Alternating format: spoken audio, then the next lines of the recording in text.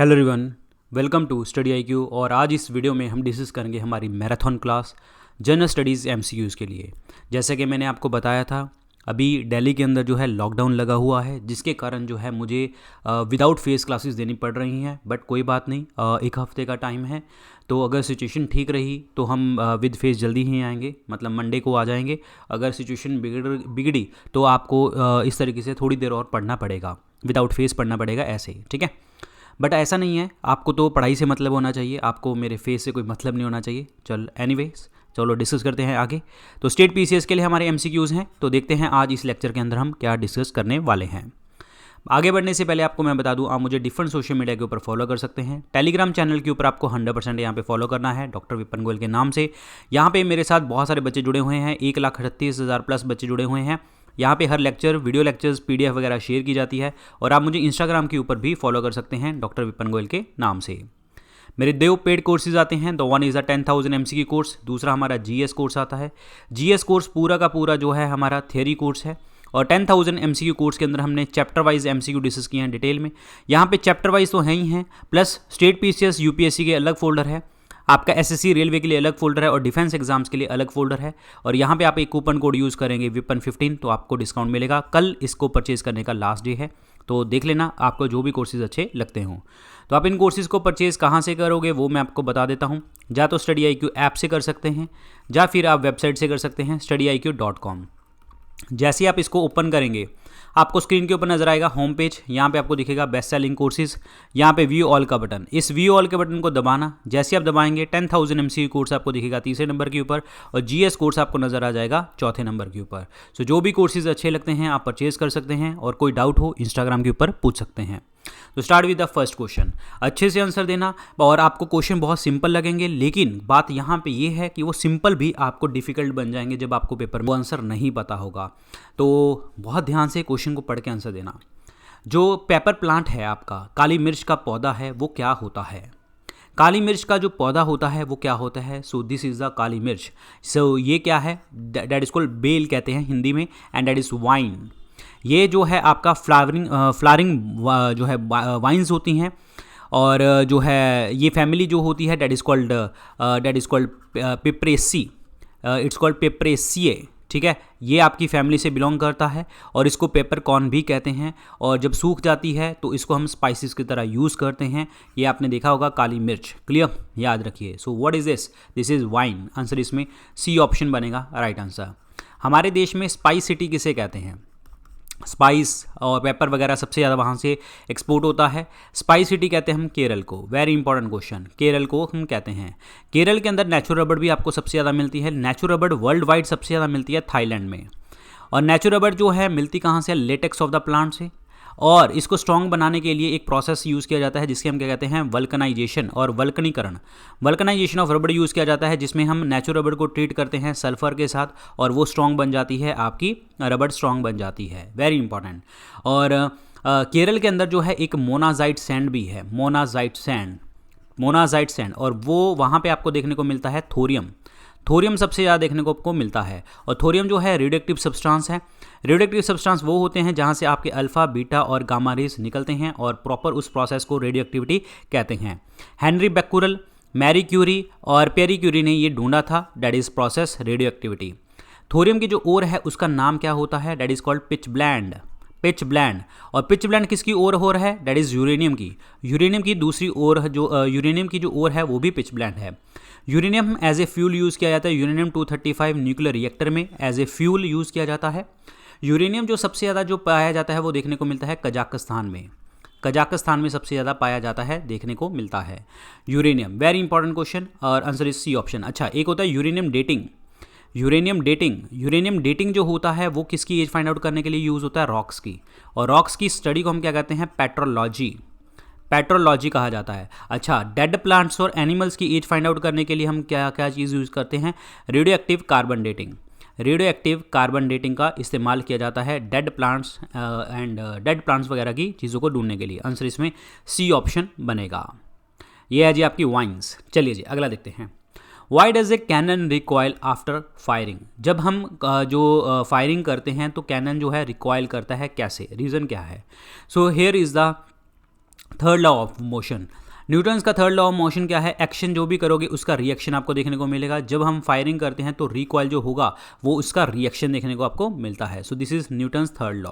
और यहाँ पे देखिए जी, ये जो है बैलून्स की एग्जांपल दे रहे हैं। जब बैलून्स को पुश किया जाता है और हवा जो है बाहर निकल जाती है और जो गुब्बारा होता है, बैलून होता है, वो पीछे की तरफ जो अपसाइड जो है जाने लग जाता है। Reaction balloon goes up, action जो होता है एयर रशेस डाउन। जब बाहर हवा निकालते हैं तो गुब्बारा जो होता है, बैलून जो होता है, ऊपर की तरफ चला जाता है। So answer is this, answer इसमें क्या बनेगा? Newton's third law. और इसमें आपकी स्विमिंग की एग्जाम्पल आ सकती है, स्विमिंग, तैरने वाले की, ठीक है। तो ये आपकी जो है एग्जांपल्स हैं। और अगर कोई बॉल वगैरह जो है आप दीवार पे मारते हो तो बाद में आपके हाथ में गिर जाती है, अगेन न्यूटन्स थर्ड लॉ उसको कहते हैं। फर्स्ट लॉ ऑफ मोशन क्या है? अगर कोई चीज़ रेस्ट के ऊपर है वो रेस्ट पे है, अगर कोई चीज़ मोशन में है तो मोशन में है, अनलेस हम बाहरी एक्सटर्नल फोर्स नहीं लगाते। कंजर्वेशन ऑफ एनर्जी, जो है एनर्जी ना तो बनाई जाती है, ना ही क्रिएट की जाती है, ना ही डिस्ट्रॉय की जाती है, एक फॉर्म में दूसरी फॉर्म में चेंज होती है। Answer is C option is the correct answer. Newton's third law is the right answer, Newton's third law. अच्छा, मैंने एनर्जी वर्ड यूज़ किया, मास होता है, mass can neither be created not destroyed, और वो थर्मोडायनेमिक्स लॉ का पहला law है। Answer is C option. Question देखिए, आंसर देने की कोशिश कीजिए, ध्यान से क्वेश्चन समझना है। पहली बात तो क्या कह रहा है? एक ऐसा बिल जिसको आप मनी बिल कहते हैं, तो वो कौन कहता है? देखिए, बिल क्या होता है? एक प्रपोजल होता है, कोई भी किसी भी चीज़ का प्रपोजल होता है। लेकिन मनी बिल जब लिख दिया तो मनी की बात आएगी। अब इस मनी बिल के अंदर क्या लिखा होता है? मनी बिल के अंदर कोई भी आप टैक्स जो है लगा रहे हैं, बढ़ा रहे हैं, घटा रहे हैं, उसके बारे में लिखा होगा, या फिर आपकी सैलरीज़ के बारे में लिखा होगा, जो गवर्नमेंट के जो MPs MLAs वगैरह हैं उनकी सैलरीज़ के बारे में, या फिर आपने किसी कंट्री को, आपकी IMF वर्ल्ड बैंक को लोन चुकाना है वो देखते हैं, इंटरेस्ट पेमेंट देनी है वो देखते हैं। इसमें कोई भी पैसा जो आप कंसोलिडेटेड फंड ऑफ इंडिया से, भारत की संचित निधि से आप पैसा निकालते हैं, उसमें लिखा होता है। जो जुडिशरी के ऊपर खर्चा होता है वो इसमें लिखा होता है। सारा का सारा पैसा जो है मनी बिल में लिखा होता है। अब क्वेश्चन ये है कि किसके पास राइट है एक बिल को मनी बिल कहने का? देखिए, एक बिल को मनी बिल तब कहा जाता है जब स्पीकर ऑफ लोकसभा के साइन हो। स्पीकर ऑफ लोकसभा जब साइन कर देंगे एक बिल मनी बिल बन जाएगा। आर्टिकल 110 में लिखा गया है। और ये मनी बिल जो की पास करने की अवधि होती है वो होती है 14 दिन, 14 डेज़ में पास किया जाता है। मनी बिल हमेशा लोकसभा में आता है, फिर राज्यसभा में जाता है। लेकिन राज्यसभा कुछ बदलाव करे तो लोकसभा की मर्जी होती है, माने या ना माने। राज्यसभा लगातार 14 दिन तक पकड़ के रखी है उस बिल को, तब भी ऑटोमेटिकली बिल पास माना जाएगा। तो इन केस मनी बिल के केस में राज्यसभा की कोई भी पावर नहीं होती। तो आंसर इसमें ए ऑप्शन बनेगा, करेक्ट आंसर बनेगा। प्राइम मिनिस्टर की हम बात करते हैं। प्राइम मिनिस्टर वो होता है जिसके पास मेजोरिटी ऑफ द लोकसभा सीटें होती हैं। राष्ट्रपति, प्रेसिडेंट की अगर हम बात करते हैं तो president is the first citizen of India. Finance minister fiscal policy के साथ संबंधित है। और जो बजट पेश करता है, बजट जिसे हम कहते हैं annual financial statement under article 112, वो आपका फाइनेंस मिनिस्टर लोकसभा में पेश करता है। Answer is A option is the correct answer. Here is the जो है ये बिरला साहब, ठीक है। तो ये जो हैं राजस्थान कोटा से सांसद हैं और ये हमारे स्पीकर ऑफ लोकसभा हैं। अगला क्वेश्चन देखिए, आपके जो है औषधि तिकड़ी को किसे कहते हैं? प्राचीन काल में मेडिसिनल ट्रायो किसे कहा जाता था? ठीक है, ये जो है मेडिसिनल ट्रायो की बात करें तो बड़े इंपॉर्टेंट पर्सन है ये। कौन? चरक की अगर हम बात करते हैं, चरक को हम बोलते हैं father of medicine. Father of medicine बोला जाता है। और इन्होंने एक पुस्तक लिखी थी चरक संहिता पुस्तक लिखी थी, जो बात करती थी फिजियोलॉजी, एम्ब्रोलॉजी के लिए बात करती थी। सुश्रुत की बात करते हैं तो इन्होंने जो है सर्जरी के बारे में बात करी थी, सर्जरी के बारे में बताया था। और इन्होंने लिखी थी सुश्रुत संहिता। और ये जितनी भी ये बुक है आपकी सुश्रुत संहिता, ये डील किसके बारे में करती है? जितने भी आपके सर्जिकल इंस्ट्रूमेंट्स हैं वो, ठीक है, सर्जिकल प्रोसीजर्स हैं, लाइक फॉर एग्जांपल राइनोप्लास्टी, यानी कि नोज़ की सर्जरी करना, राइनोप्लास्टी के बारे में इन्होंने बताया। और यूज़ ऑफ एनेस्थीसिया कैसे यूज़ करते हैं वो जो है आपका सुश्रुत ने हमें बताया, वेरी इंपॉर्टेंट। और सुश्रुत को हम बोलते हैं फादर ऑफ इंडियन मेडिसिन। देखिए, इंडियन मेडिसिन वर्ड आता है तो सुश्रुत लिखना है। अगर मेडिसिन के बारे में आता है तो चरक के बारे में लिखना है। और फर्स्ट इंडियन मेडिसिन के जनक कहते हैं। और ये पहले प्लास्टिक सर्जन हैं वर्ल्ड के। कौन? सुश्रुत। और भारत की बात करें तो भारत नहीं है, तो ठीक है, ये भी बनेंगे, ये भी बनेंगे। Patanjali is also important. Patanjali ji ने जो है योगा के बारे में बात करी थी, ठीक है, और इन्होंने एक पुस्तक लिखी थी महाभाष्य, और ये कमेंट्री है किस पुस्तक के ऊपर? अष्टाध्याय के ऊपर। अष्टाध्याय के ऊपर जो है कमेंट्री है। ये अष्टाध्याय जो है ये पहली संस्कृत ग्रामर है, फर्स्ट संस्कृत ग्रामर है, ये याद रखना है, फर्स्ट संस्कृत ग्रामर। तो ये तो आपका सही बन गया बी, ठीक है। बाकी देखते हैं बाणभट्ट की अगर हम बात करें, बाणभट्ट जो है कोर्ट पोइट है। ये कोर्ट पोइट है किसका? हर्षवर्धन का, और हर्षवर्धन के ऊपर इन्होंने पुस्तक लिखी थी हर्षचरिता इन्होंने पुस्तक लिखी थी, किसने? बाणभट्ट ने। हर्षवर्धन खुद एक लेखक था। इसने जो है रत्नावली, नागानंद और प्रियदर्शिका नाम की पुस्तकें लिखी थी, किसने? हर्षवर्धन ने लिखी थी। दिस इज़ इम्पॉर्टेंट वन, ठीक है, याद रखिए। सो ये हैं। और हर्षवर्धन जी के बारे में मैं और बात करना चाहूँगा। हर्षवर्धन जी जो हैं आपके हर्षवर्धन जी ने और क्या लिखा था? जो आपका हर्षवर्धन जी के बारे में बात करें तो ये चालुक्य वंश के राजा पुलाकेशिन II ने इनको हराया था। जब इन्होंने हराया था तो इसका वर्णन किस में लिखा हुआ है? रविकृति की इंस्क्रिप्शन। रविकृति की जो इंस्क्रिप्शन थी डैट इज़ आहियोल इंस्क्रिप्शन, उसमें लिखा गया था। और ये पुलाकेशिन II को भी हराया किसने था? नरसिम्हा वर्मन I ने। और ये कौन है? ये पल्लव वंश के राजा हैं। और जब इन्होंने पुलाकेशिन II को हराया तो नरसिम्हा वर्मन I ने जो एक टाइटल लिया था वातापी कोंडा का भी टाइटल लिया था। ये सारे याद करने हैं फैक्ट। आंसर इसमें बी ऑप्शन बनेगा, करेक्ट आंसर बनेगा। B option is the right one. अगला देखो, permanent member of United Nation Security Council. United Nation Security Council member एक ऑर्गन है यूनाइटेड नेशन का। यूनाइटेड नेशन बना कब था? 24 अक्टूबर 1945 को। दैट्स वाई 24 अक्टूबर ही यूएन डे। यूएन का जो नाम दिया था FD रूजवेल्ट जी ने दिया था, FD रूजवेल्ट। और इसके हेडक्वार्टर कहाँ पे हैं? न्यूयॉर्क में है। United Nation Security council part है यूएन का। और यूनाइटेड नेशन सिक्योरिटी काउंसिल के अंदर जो होते हैं टोटल 15 मेंबर होते हैं। 5 आपके परमानेंट होते हैं और 10 आपके नॉन परमानेंट होते हैं। 5 परमानेंट वही हैं जो सेकेंड वर्ल्ड वॉर में जीते थे, जैसे कि चाइना, US, UK, ब्रिटेन और रशिया और आपका फ्रांस, ये जीते थे।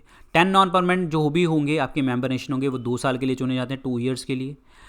10 नॉन मेंबर्स के पास सिर्फ वोटिंग राइट्स हैं, सिर्फ वोट कर सकते हैं, ओनली वोटिंग राइट्स। लेकिन 5 परमानेंट मेंबर्स के पास जो है वीटो पावर है। अगर हाँ तो सबकी हाँ चाहिए, अगर ना तो एक भी ना चल जाएगी। और यूनाइटेड नेशन सिक्योरिटी काउंसिल जो है पीस कीपिंग जो है आपके मिशंस बेस्ड है।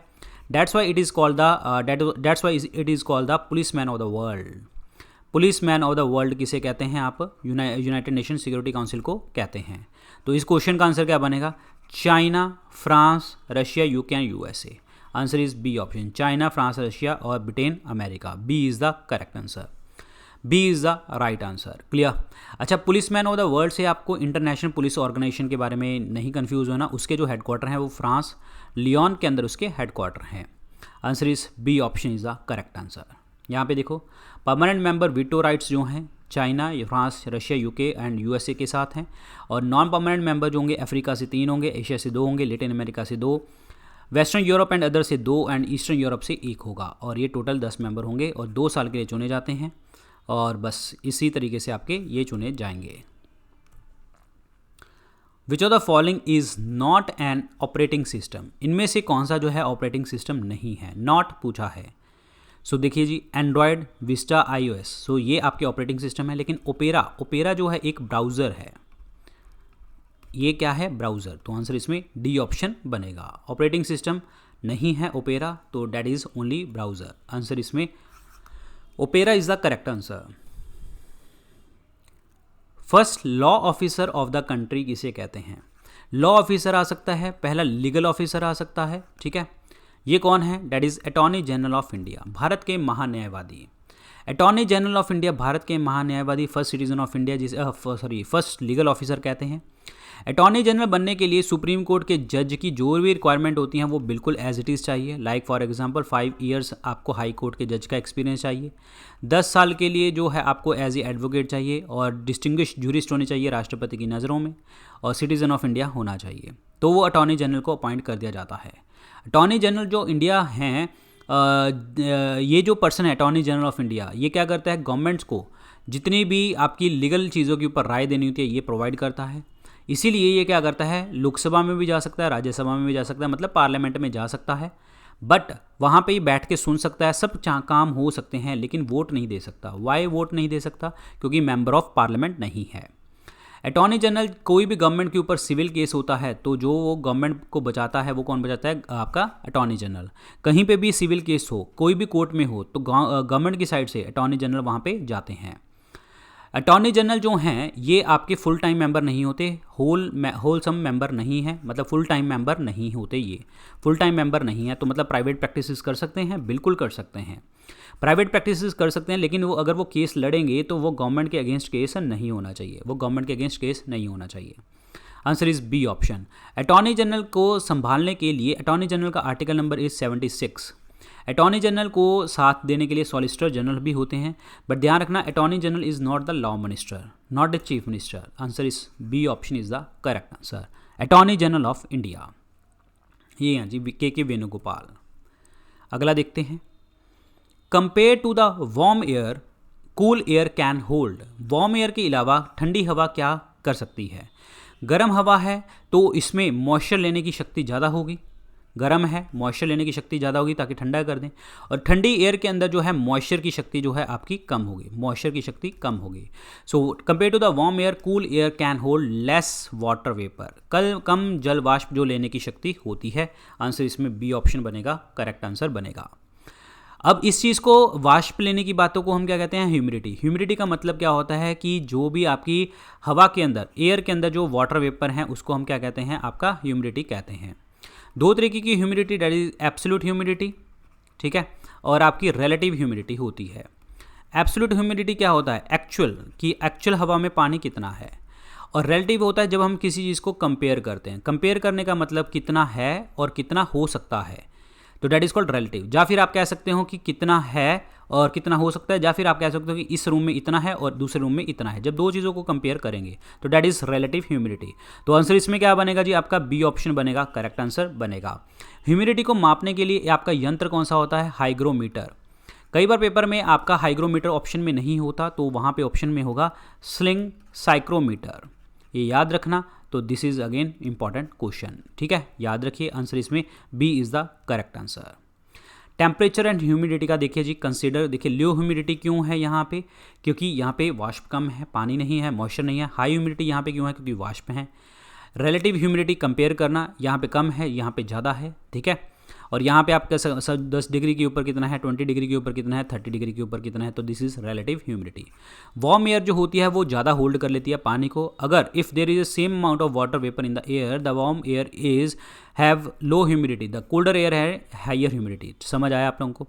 अगर जो अमाउंट वाटर का सेम है तो जो आपके जो वार्म एयर होगी, जहाँ पे गर्म हवा होगी, वहाँ पे आपकी लोअर ह्यूमिडिटी होगी, और जहाँ पे आपकी कोल्डर एयर होगी वहाँ पे ज़्यादा ह्यूमिडिटी देखने को मिलेगी।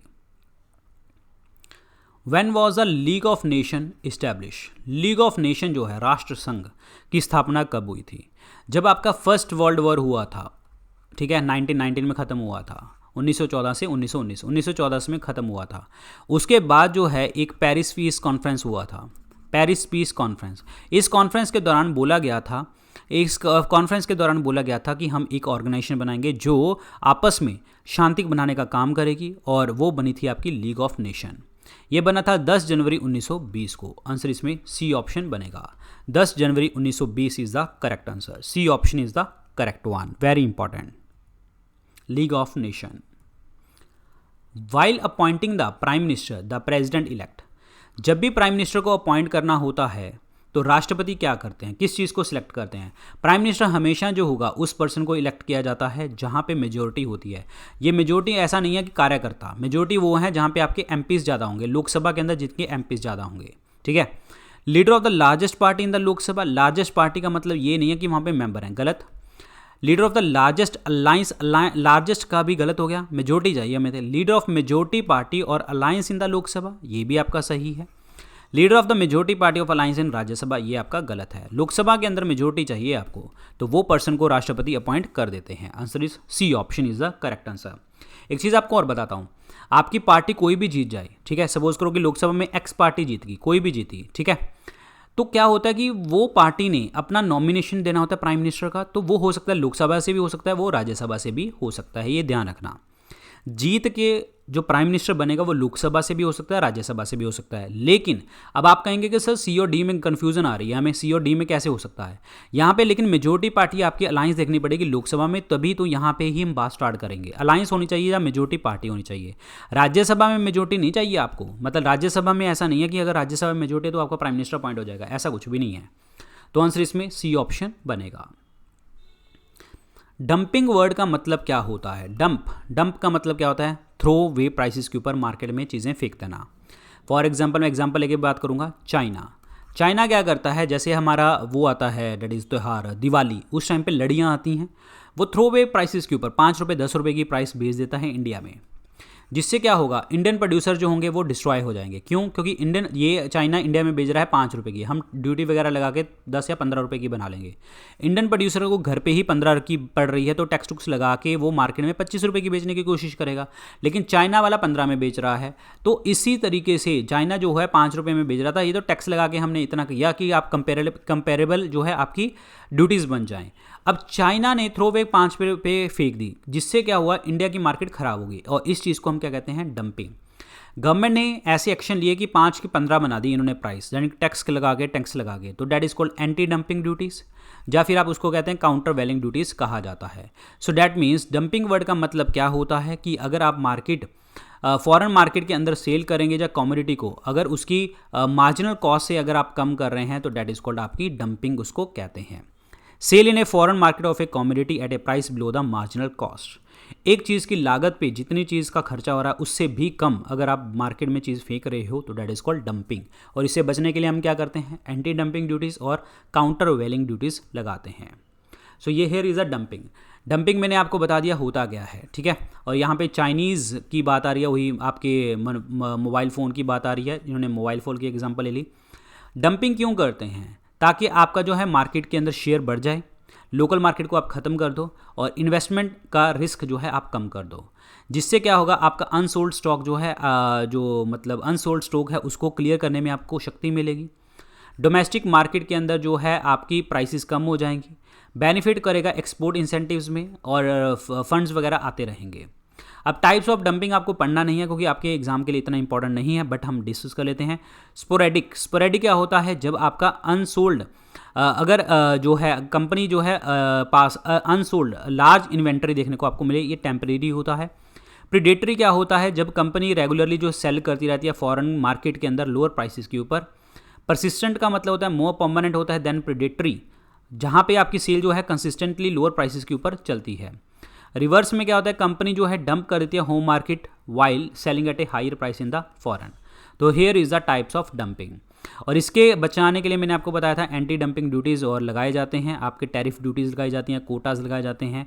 तो ये सारी चीज़ें आपको देखने को मिलते हैं, एंटी डंपिंग ड्यूटीज़ और countervailing duties. So here is the dumping methods. Question देखिए, इनमें से किस चीज़ का इस्तेमाल किया जाता है सेमीकंडक्टर चिप्स वगैरह बनाने में? सेमीकंडक्टर चिप्स वगैरह बनाने में किसका इस्तेमाल करते हैं? तो वो हम इस्तेमाल करते हैं जर्मेनियम का। जर्मेनियम का यूज़ किया जाता है, या फिर आपका आर्सेनिक का यूज़ करते हैं, या फिर आपका गैलियम का यूज़ करते हैं, या फिर आपका सिलिकॉन का यूज़ करते हैं। ठीक है, तो ये 4-5 चीज़ें जो यूज़ करी जाती हैं एज ए सेमीकंडक्टर। आंसर इसमें सी ऑप्शन बनेगा। रेडियम की अगर हम बात करते हैं तो रेडियम ढूंढा किसने था? मैडम क्यूरी ने ढूंढा था। मैडम क्यूरी ने, रेडियो एक्टिव सब्सटेंस है ये रेडियम।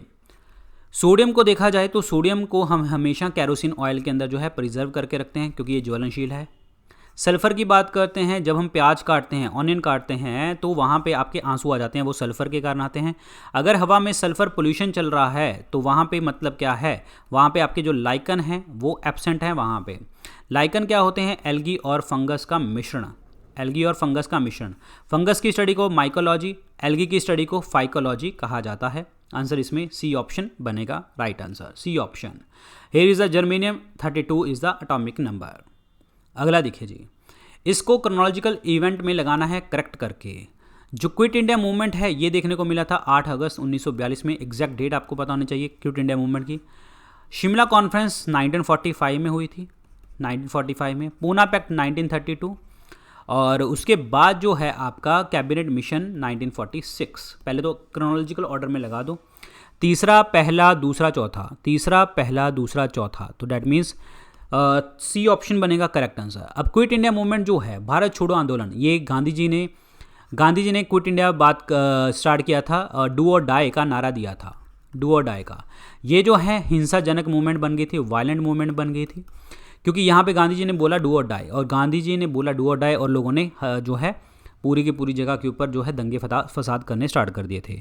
कई बार पेपर में क्वेश्चन आता है क्विट इंडिया मूवमेंट के लीडर कौन थे। पहला आपको आंसर टिक करना है leaderless, it was a leaderless movement. अगर पेपर में लीडरलेस नहीं आता तो आप टिक करेंगे महात्मा गांधी जी को टिक कर देंगे, ये ध्यान रखना, ठीक है। शिमला कॉन्फ्रेंस 45 में जो आपका बैबल प्लान जिसे आप कहते हैं, बैबल प्लान फेल हुआ था। पूना पैक्ट जिसे आप गांधी अंबेडकर पैक्ट के नाम से जानते हैं, जहां पे आपकी रिजर्वेशन देने की बात करी गई थी। गांधी अंबेडकर पैक्ट में रिजर्वेशन देने की बात करी थी 10 ईयर्स के लिए, और ये 10 ईयर्स के लिए रिजर्वेशन हुई थी। लेकिन ये पैक्ट जो है गांधी अंबेडकर पैक्ट कहा जाता है, लेकिन इसमें साइनिंग अथॉरिटी जो है वो भीमराव अंबेडकर जी हैं, भीमराव अंबेडकर जी, और साथ में कौन है, मदन मोहन मालवीय हैं। तो इन दो लोगों ने साइन किए थे।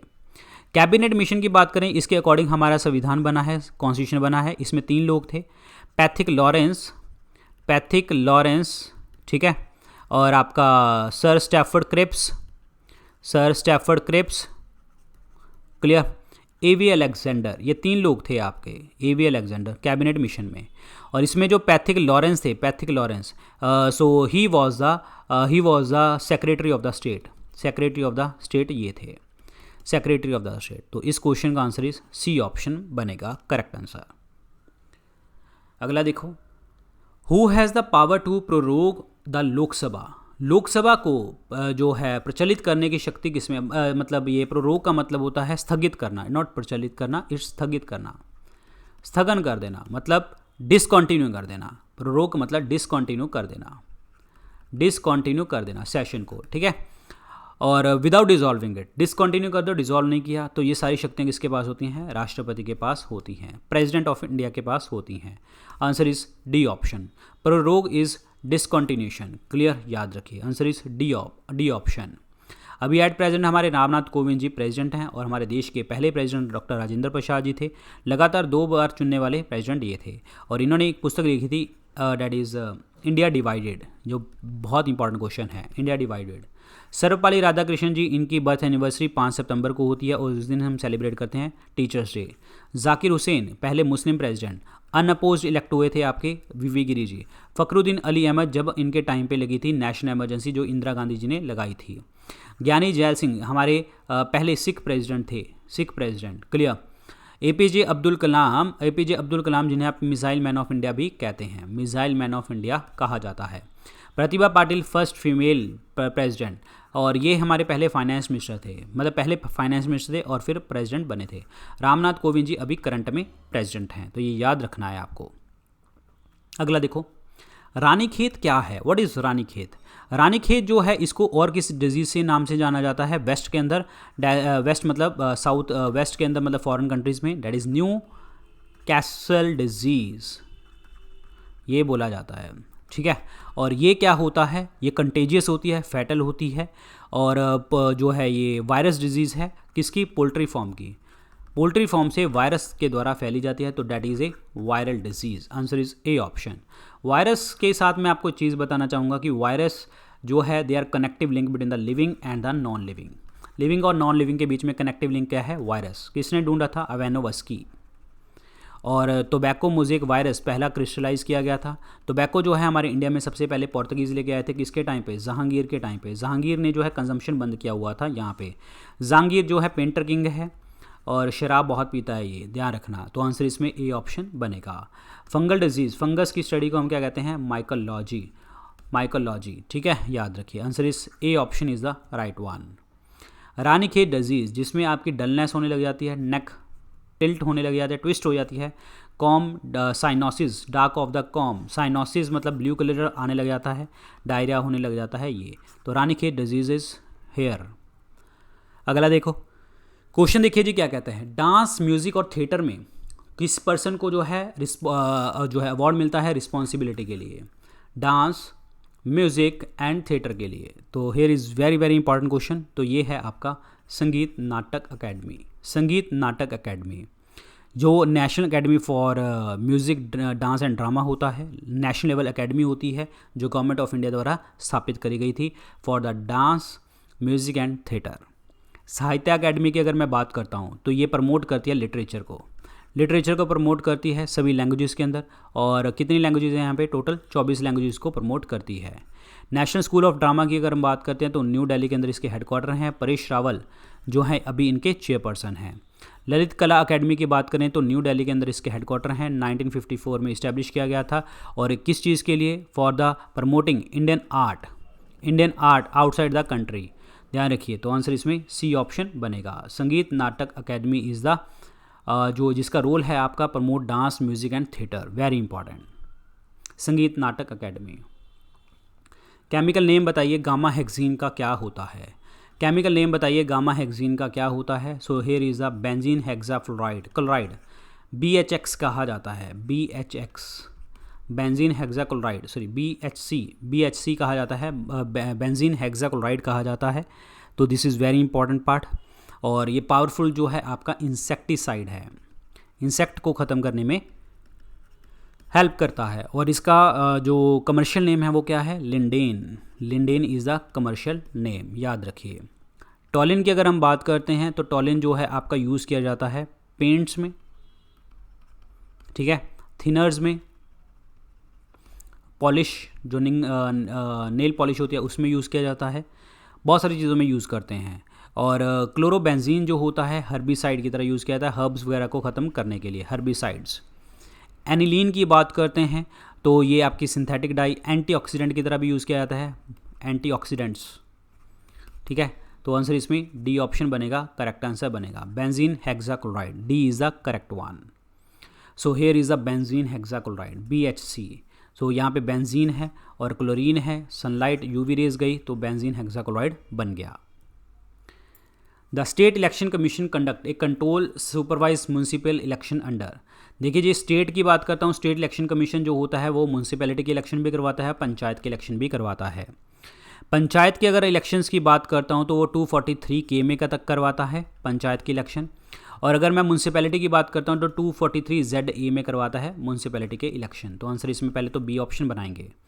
म्यूनसिपैलिटी के लिए एक अमेंडमेंट हुई थी 74th अमेंडमेंट एक्ट 1992 जो इम्प्लीमेंट हुई थी 93 में, जिसमें 18 सब्जेक्ट के ऊपर कानून बनाना जो है राइट है किसका? म्यूनसिपैलिटी का। पहली म्यूनसिपैलिटी मद्रास में स्टार्ट हुई थी 1888 के पास। पंचायत के बारे में बात करें तो 73rd अमेंडमेंट एक्ट हुआ था 1992, इम्प्लीमेंट हुआ था 93 में। और पहली पंचायत नागौर डिस्ट्रिक्ट राजस्थान में। और आपका 11th स्केड्यूल था ये, ठीक है। और म्यूनसिपैलिटी का 12वां स्केड्यूल था। और जो आपका पार्ट है, पार्ट, ठीक है, पार्ट 9 की बात करें तो पंचायत के लिए, पार्ट 9A की बात करते हैं तो म्यूनसिपैलिटी के लिए। So here is very important part.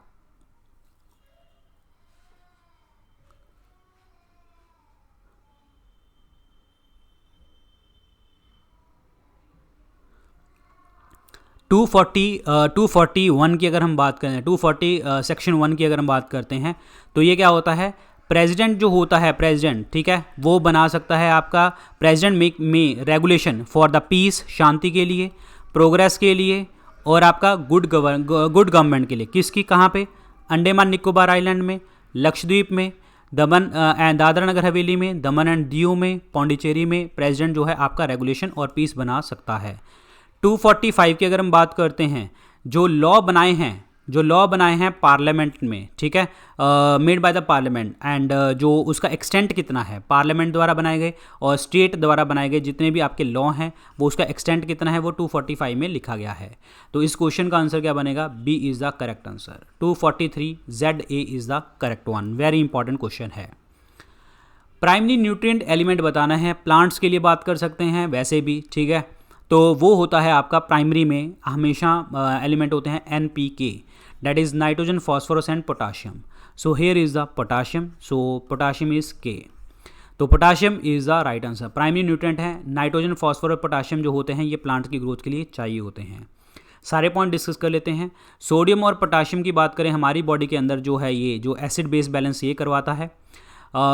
Muscle contraction में आपको ये हेल्प करवाता है, मसल कॉन्ट्रैक्शन रिलैक्सेशन में ये हेल्प करवाते हैं। और अगर हम बात करते हैं, जैसे कोई कहते हैं ना कि साइनाइड की गोली रखने पे ही पर्सन मर गया, क्योंकि वो सोडियम पोटाशियम पंप बंद हो जाते हैं और प्रॉपर रेगुलेशन ख़त्म हो जाती है। कोबाल्ट की बात करते हैं तो कोबाल्ट कंटेनिंग विटामिन जो होता है विटामिन B12 जिसे हम कहते हैं, और इसका जो नाम है that is called cyanocobalamin. Cyanocobalamin, ठीक है, कोबाल्ट कंटेनिंग विटामिन होता है। This is important. सल्फ़र की बात करते हैं तो सल्फ़र आपको पता ही है, जो मैंने आपको बताया था कि अभी अगर एयर पोल्यूशन चल रहा है तो वहाँ पे सल्फ़र पोल्यूशन चल रहा है, और अगर वहाँ पे सल्फ़र पोल्यूशन है तो लाइकन एब्सेंट देखने को आपको मिलेगा। ध्यान रखिए। तो आंसर इसमें D option is the correct answer, potassium. So potassium atomic number is 19। The primary objective of judicial control over administration is, judicial control over administration is, उसका प्राइमरी ऑब्जेक्टिव क्या है? जुडिशियल कंट्रोल का over the administration is, क्या आपका जो है मतलब primary objective है इसका? सो देखिए जी, जुडिशियल कंट्रोल कैसे रख सकता है, ये हमेशा हम बात करते हैं लेजिस्लेचर, एग्जीक्यूटिव और जुडिशरी की। एक्चुअली क्या करता है कि जो लेजिस्लेचर होता है ये कानून बनाता है, इट मेक लॉज, ये कानून बनाते हैं, कानून बनाते हैं लेजिस्लेचर वाले, उसको इम्प्लीमेंट कौन करते हैं? एग्जीक्यूटिव वाले, इम्प्लीमेंट कर दिया। जुडिशरी क्या करते हैं? इंटरप्रिटेशन प्रोवाइड करते हैं, इंटरप्रिटेशन, और ये क्या करते हैं? टाइम टू टाइम जो होते हैं आपके लॉज को भी चेंज कर सकते हैं। सो इसका मतलब जुडिशरी क्या करता है? हमारे लॉज को बचाता है, हमारे सिटीजन्स के राइट्स को बचाता है, क्योंकि अगर हम देखा जाए सुप्रीम कोर्ट जो के अंदर हम अपने राइट्स के लिए जा सकते हैं आर्टिकल 32 में फंडामेंटल राइट के लिए, और हाई कोर्ट में जा सकते हैं 226 के लिए, तो ये भी हम याद कर सकते हैं। तो देखते हैं प्राइमरी ऑब्जेक्टिव क्या है। To restrict the discretion and arbitrariness of the administrative agencies, ऐसा कुछ भी नहीं है। To help in redressing the grievances of the citizen, ठीक है, लेकिन इसका प्राइमरी ऑब्जेक्टिव नहीं है। To safeguard the rights and liberty of the citizen, yes, here is the primary objective, ये है आपका मतलब सेफ गार्ड करना है उनके राइट्स का और लिबर्टी प्रोवाइड करना है सिटीजन्स की, ये सही है। To contain and penalise the wrongful act of the government official, ये सारे सेकेंडरी हैं, लेकिन सबसे प्राइमरी जो वाला है वो है सी, क्योंकि राइट्स बचाने हैं लोगों के, आपके सिटीजन्स के। Answer is C option. The objective of the citizen judicial system is to ensure the rule of law and the legal security for the individuals. The rule of law means that administration of justice and other exercise of the public authority must be predictable and consistent and must be conducted to high standard. इसका मतलब यही है कि आपके rights को बचा के रखना है, ये इसका मेन ऑब्जेक्टिव देखने को मिलता है। So very very important question. Silver get corroded due to, जो सिल्वर होता है वो करोड हो जाता है। क्रोजन का मतलब क्या होता है? क्रोजन ऑफ मेटल का मतलब होता है कि खराब हो जाना। इसके लिए क्रोजन खोखला हो जाना, तो कैसे होगा? आपको या तो वाटर चाहिए, ठीक है, वाटर मॉइस्चर एक ही चीज़ होगी, या एयर या फिर ऑक्सीजन जिसे आप कहते हैं, ये चाहिए तो क्रोजन होगा। जब क्रोजन होता है तो मेटल खोखली हो जाती है। और एक चीज़ आपको और बताता हूँ, एक टर्म होता है रस्टिंग, दोनों में डिफरेंस क्या होता है? रस्टिंग भी आपकी सेम है और क्रोजन भी सेम है, लेकिन रस्टिंग में आपको कह देते हैं, और जो वेट होता है मेटल का वो क्या हो जाता है? इंक्रीज हो जाता है। Here is rusting. अब silver metal get corroded, silver corrode हो जाती है, क्यों? क्योंकि उसके अंदर जो है आपका हाइड्रोजन सल्फाइड होता है एयर के अंदर, तब जाके देखने को मिलती है। और जो आपका आयरन वाला होता है, आयरन क्या करता है? वो एयर में ऑक्सीजन के अंदर ही प्रेजेंस में ही क्या कर जाता है? करोड हो जाता है, और आपका जो है बना लेता है, मतलब रस्टिंग वगैरह हो जाती है वहाँ पे। तो here is the answer is B option, hydrogen sulphide होता है जिसके कारण सिल्वर करोड हो जाती है। तो यहाँ पे देखो पॉलिश सिल्वर ये है आपका सिल्वर हो गया, और उसके बाद सिल्वर में हाइड्रोजन सल्फाइड मिला दिया, ऑक्सीजन मिला दिया, सिल्वर जो है आपका सिल्वर सल्फाइड बन गया और वाटर बन गया। तो there is a tarnish silver, very important part, clear, याद रखिए। सो आंसर इसमें क्या बनेगा आपका? बी ऑप्शन बनेगा, करेक्ट आंसर बनेगा। Hydrogen sulphide is the correct answer, very very important. किसी भी चीज़ को जलने के लिए ऑक्सीजन की ज़रूरत होती है, और कार्बन डाइऑक्साइड जो होती है हमारे जो बॉडी में 0.3% जाती है अंदर, और जब हमारे बॉडी से निकलती है तो वो 4% निकलती है।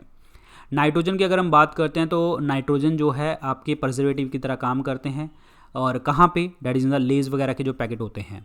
और नाइट्रोजन इसेंशियल एलिमेंट होता है प्रोटीन के लिए, क्योंकि कार्बन हाइड्रोजन ऑक्सीजन सब में प्रेजेंट होता है। अगर नाइट्रोजन मिल गया तो वो नाइट्रोजन मिलके प्रोटीन बना लेगा। Proteins are made up of amino acid, ये भी आपको ध्यान रखना है। तो आंसर इसमें बी ऑप्शन बनेगा, करेक्ट आंसर बनेगा बी ऑप्शन। अगला देखते हैं, तबल चौंगली। तबल चौंगली जो है एक फोक डांस है।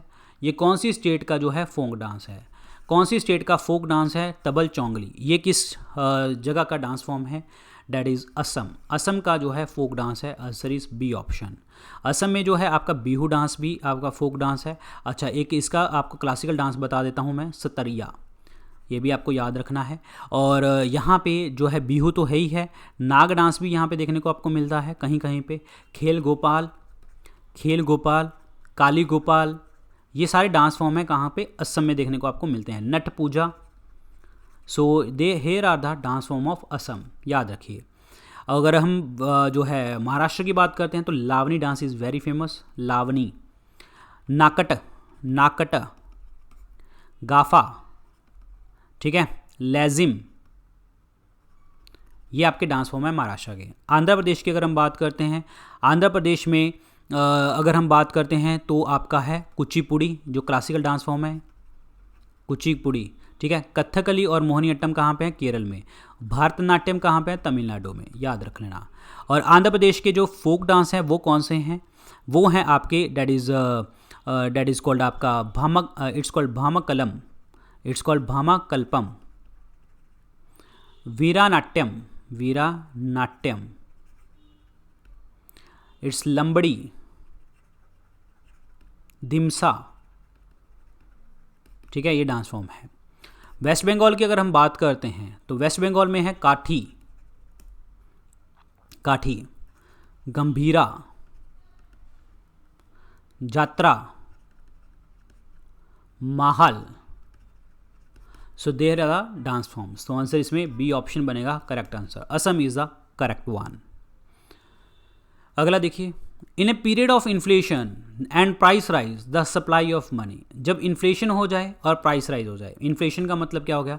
चीज़ों के रेट बढ़ गए, तो प्राइस राइज भी हो रहा है, तो उसमें सप्लाई ऑफ मनी क्या होता है? देखिए उस टाइम पे सप्लाई ऑफ मनी बड़ी होती है, जिसके कारण प्राइस राइज भी हो रहा है, इन्फ्लेशन भी हो रहा है, क्योंकि चीज़ों की डिमांड कर रहे हो आप, क्योंकि पैसा है तो डिमांड कर रहे हो, तो पैसा है, तो जिसके कारण जो है इन्फ्लेशन हो रही है। अगर यहाँ पे क्वेश्चन डालता है इन्फ्लेशन कंट्रोल करना है तो क्या करना पड़ेगा?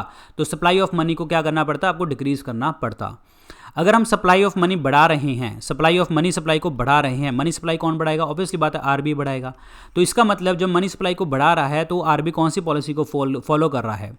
Cheap money policy, loose money policy, ठीक है, और एक्सपेंशनरी मनी पॉलिसी, इन चीज़ों को फॉलो कौन कर रहा है? आपका आरबीआई। अगर मनी सप्लाई जो है आपकी कम हो रही है, पैसा कम हो रहा है, तो डैट मीन्स आपका dear money policy, tight money policy और कॉन्ट्रैक्शनरी मनी पॉलिसी, तो ये जो है आपका पार्ट देखने को मिलता है। तो यहाँ पे आपकी मनी टाइट हो जाती है। तो आंसर इसमें वन ऑप्शन बनेगा, करेक्ट आंसर बनेगा। One option is the right one, यहाँ पे आपको पता होना चाहिए। चलिए जी अगला देखते हैं। ग्रेट बैरियर रीफ जो है ये लोकेटेड है कहाँ पे? ग्रेट बैरियर रीफ लोकेटेड है आपका ऑस्ट्रेलिया में। आंसर इसमें ए ऑप्शन बनेगा। कहाँ पे? ऑस्ट्रेलिया में। ऑस्ट्रेलिया की ईस्टर्न बाउंड्री की तरफ। और ये कौन सा इलाका है? डैट इज़ द क्वींसलैंड वाला पार्ट है, यहाँ पे आपको देखने को मिलता है। That is great barrier reef, ठीक है, याद रखिए, इंपॉर्टेंट है। और ये कोरल्स हैं, कोरल रीफ हैं। हमारे इंडिया में 4 जगह के ऊपर कोरल्स हैं। कहाँ पे? गल्फ ऑफ कच्छ में, और लक्षद्वीप, गल्फ ऑफ मन्नार और अंडमान निकोबार आइलैंड में। So here are the 4 coral reef in the India. ध्यान रखिए, इंपॉर्टेंट है ये क्वेश्चन। चलिए जी अगला देखते हैं। For which purpose is radio carbon dating technique is use? Radio carbon dating technique जो है किस में यूज़ करी जाती है? अभी मैंने आपको बताया था, अगर आपको एक्सप्लेनेशन पहले दूसरे क्वेश्चन में ढंग से सुनी हो आपने, मैंने आपको 2 बताए थे, रेडियोएक्टिव कार्बन डेटिंग और यूरेनियम डेटिंग बताया था। और यूरेनियम डेटिंग मैंने आपको बताया था कि जब रॉक्स वगैरह की एज फाइंड आउट करनी होती है तब, और रेडियोएक्टिव कार्बन डेटिंग जब डेड प्लांट्स और एनिमल्स की एज फाइंड आउट करनी होती है तब। तो ये क्या करते हैं? To estimate the age of fossils. Answer इसमें सी ऑप्शन बनेगा, करेक्ट आंसर। फॉसिल्स की एज फाइंड आउट करने के लिए, क्योंकि अगर हम बात करते हैं कोई पर्सन जिंदा है तो कार्बन 12 और कार्बन 14 की रेशियो तो सेम रहती है। जैसे ही कोई पर्सन की डेथ हो जाती है तो कार्बन 14 जो होता है वो डिक्रीज करने लग जाता है, और इससे हमें पता लगने लग जाता है कि एज कैसे हो रही है। फॉसिल्स की स्टडी को अगर हम बात करते हैं तो वो क्या कहते हैं हम? पैलेंटोलॉजी इसको कहा जाता है।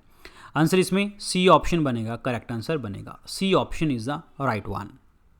यहाँ पे देखो वही चीज़ है, बस आप प्रोसेस ये मत पढ़ना कि क्या है। कार्बन 14 और कार्बन जो है 12 की रेशियो को देखा जाता है, कार्बन 12 और कार्बन 14 की रेशियो को, डेट्स इट। जीनोटाइप बताइए ए बी ब्लड ग्रुप का क्या होता है। देखिए ब्लड की बात करते हैं तो blood is a fluid connective tissue. Fluid connective tissue तरल संयोजी ऊतक है, 7.4 pH वैल्यू होती है, एल्कलाइन जिसे हम कहते हैं। और जो ब्लड होता है ये फ्लूइड कनेक्टिव टिश्यू है। और ब्लड ग्रुप किसने डिस्कवर किए थे? कार्ल लैंडस्टीनर ने किए थे। और जो ए बी ब्लड ग्रुप है वो है आपका यूनिवर्सल रेसिपिएंट, सबसे ब्लड ले सकता है क्योंकि इसके पास दोनों एंटीजन है, नो एंटीबॉडीज देयर, कोई भी एंटीबॉडी नहीं है जिसके कारण सबसे ज़्यादा ब्लड ले सकता है। तो इसका जीनोटाइप कैसे होगा? तो IAIB कहते हैं इसको। अब मैं आपको समझाऊंगा कैसे। आप ए ब्लड ग्रुप है, फिनोटाइप मतलब फिनोटाइप आप दिखता कैसे है, और जीनोटाइप मतलब जेनेटिक कंपोजिशन क्या है। AB देखिए कभी भी कोई भी चीज़ होगी तो हम डबल में रिप्रेजेंट करते हैं। तो IA में A है ना, तो IAIO, O तो सब में लगेगा, IO सब में लगेगा, ठीक है। जहाँ पे 2 हैं तो वहाँ पे नहीं लगेगा, तो IA यहाँ पे IB बनेगा। यहाँ पे क्या बनेगा? IAIO। यहाँ पे क्या बनेगा? IBIO। यहाँ पे IBIO। यहाँ पे IOIO, ठीक है, ऐसे बनेगा। सो यहाँ पे देख लो जी, कहाँ पे आपका ए बी का। सो A and B is the correct answer, IAIB is the right one. ये आपका आंसर बन गया। ये क्या हो गया? आई ब्लड बन जाता है, ये आपका A, ये भी आपका A, ये याद रखना है। आंसर इसमें 1 ऑप्शन बनेगा। अगला क्वेश्चन देखिए जी क्या कहता है, ध्यान से समझिए। Which of the following processes does not involve a chemical reaction. इनमें से केमिकल रिएक्शन जो है किन में नहीं होती? केमिकल रिएक्शन इनमें से किस में नहीं होती? डाइजेशन की बात करें तो केमिकल रिएक्शन है भाई, खाना माउथ से जाएगा प्रॉपर तरीके से, आपके स्टमक में एसिड निकलते हैं, HCl वगैरह, और इंजाइम्स वगैरह निकलते हैं, माउथ से इंजाइम निकलते हैं, सारी केमिकल रिएक्शन है। रेस्पिरेशन अगेन केमिकल रिएक्शन है, क्योंकि इसके अंदर जो है लाइट की प्रेजेंस में जो आप जो है it's a catabolic process, actually catabolic process, क्योंकि ग्लूकोज टूटता है, ऑक्सीजन कार्बन डाइऑक्साइड में चेंज होता है। अगर हम वैक्स को, कैंडल वैक्स को हीट करते हैं तो मेल्ट हो जाती है, तो this is not a chemical, this is physical, this is a physical change. Answer इसमें सी ऑप्शन बनेगा। एक्सक्रीशन इज ऑल्सो द जो है केमिकली आपके इन्वॉल्व होती है, क्योंकि एक्सक्रीशन में अगर हम देखें तो अगर स्वेट की बात करते हैं तो वो भी एक्सक्रीशन है, पसीना वगैरह, उसमें भी केमिकल्स हैं। अगर हम किडनी से बात करते हैं, यूरिन से बात करते हैं, तो वहाँ पे भी आपके केमिकल कॉम्पोजिशन है। किडनी के अंदर यूरिन की जो कॉम्पोजिशन है वो तो हमने बहुत बार डिस्कस किया हुआ है, 95% वाटर होता है, 2.7% आपका यूरिया होता है, 0.3% आपका यूरिक एसिड होता है, और 2% आपके क्या होते हैं? सॉल्ट्स होते हैं। तो ये आपको पता होना चाहिए। आंसर इसमें C is the correct answer, C option. ये है मेल्टिंग ऑफ द वैक्स, ये फिजिकल चेंज है। इसको दोबारा से ये मतलब जोड़ोगे तो आपकी जो है डेट इज़ वैक्स बन जाएगी, कैंडल बन जाएगी। अगला देखो, British achieve the political power. देखिए पॉलिटिकल पावर्स की बात करते हैं, यहाँ पे एडमिनिस्ट्रेटिव पावर की बात नहीं कर रहे। अगर हम पॉलिटिकल पावर की बात करते हैं तो इनको बैटल ऑफ प्लासी में ही मिल गई थी, और बक्सर में तो एडमिनिस्ट्रेटिव पावर भी मिल गई थी। पानीपत की तो अलग लड़ाइयाँ हैं। वैंडी वॉश जो लड़ाई लड़ी थी, इन्होंने ब्रिटेन और फ्रांस ने लड़ी थी, फ्रांस को हरा दिया था 1760 में, ये याद रखिए, कंप्लीटली हरा दिया था। बक्सर की लड़ाई करते हैं तो एडमिनिस्ट्रेशन, यहाँ पे बक्सर की लड़ाई में कौन था? मीर कासिम, ठीक है। शुजा-दौला जो नवाब ऑफ अवध था, शुजा-दौला ये अवध का नवाब था। शाह आलम II जो मुग़ल एम्परर था, शाह आलम II मुग़ल एम्परर था। और मीर कासिम कौन था? ये बंगाल का नवाब था। इन तीनों ने लड़ा था जो है किसके साथ? ये हेक्टर मुनरो के साथ, ठीक है। मुनरो ने हरा दिया और ये तीनों लोगों को, और एट द एंड एडमिनिस्ट्रेशन भी संभाल ली। फिर यहाँ पे ट्रीटी साइन हुई थी 1765 की, ट्रीटी ऑफ इलाहाबाद, ये याद रखिए, इलाहाबाद की ट्रीटी साइन हुई थी। पानीपत की बात करते हैं तो पानीपत के 3 युद्ध हुए हैं, 1526, 1556, 1761। 1526 में इब्राहिम लोधी और बाबर की लड़ाई हुई, बाबर जीता। 1556 में जो है अकबर और जो है 1556 में जो है बैरम खान और जो है हेमू विक्रमादित्य की लड़ाई हुई। बैरम खान अकबर की साइड से लड़ रहा था तो बैरम खान जीता। 1761 में अहमद शाह अब्दाली और मराठास की लड़ाई हुई, मराठा हारे और अहमद शाह अब्दाली जीता। मराठास को संभाल कौन रहा था? सदाशिव राव भाऊ संभाल रहा था। प्लासी की बात करते हैं तो 1757 की लड़ाई हुई थी रॉबर्ट क्लाइव के साथ, किसके किसके अगेंस्ट? सिराजुद्दौला के अगेंस्ट, सिराजुद्दौला नवाब ऑफ बंगाल, ठीक है, ये याद रखना है। आंसर इसमें 1 ऑप्शन बनेगा, बैटल ऑफ प्लासी, ये है battle of Plassey. Among the given nutrients milk is a poor source of, milk के अंदर क्या चीज़ें नहीं होती? मैंने आपको बताया था, बहुत बार बताया, मिल्क के अंदर 2 चीज़ें नहीं होती, विटामिन सी नहीं होता और आयरन नहीं होता। विटामिन सी, क्योंकि विटामिन सी मिलता है हमें सिर्फ और सिर्फ प्लांट फूड से, नो एनिमल फूड, और विटामिन सी हेल्प करता है आयरन की एब्जॉर्प्शन में, तो आयरन भी नहीं होता। तो इसमें कौन सी चीज़ नहीं है? विटामिन सी नहीं होता। आंसर इसमें सी ऑप्शन बनेगा। विटामिन सी का जो नाम है उसे हम क्या कहते हैं? एस्कॉर्बिक एसिड कहा जाता है।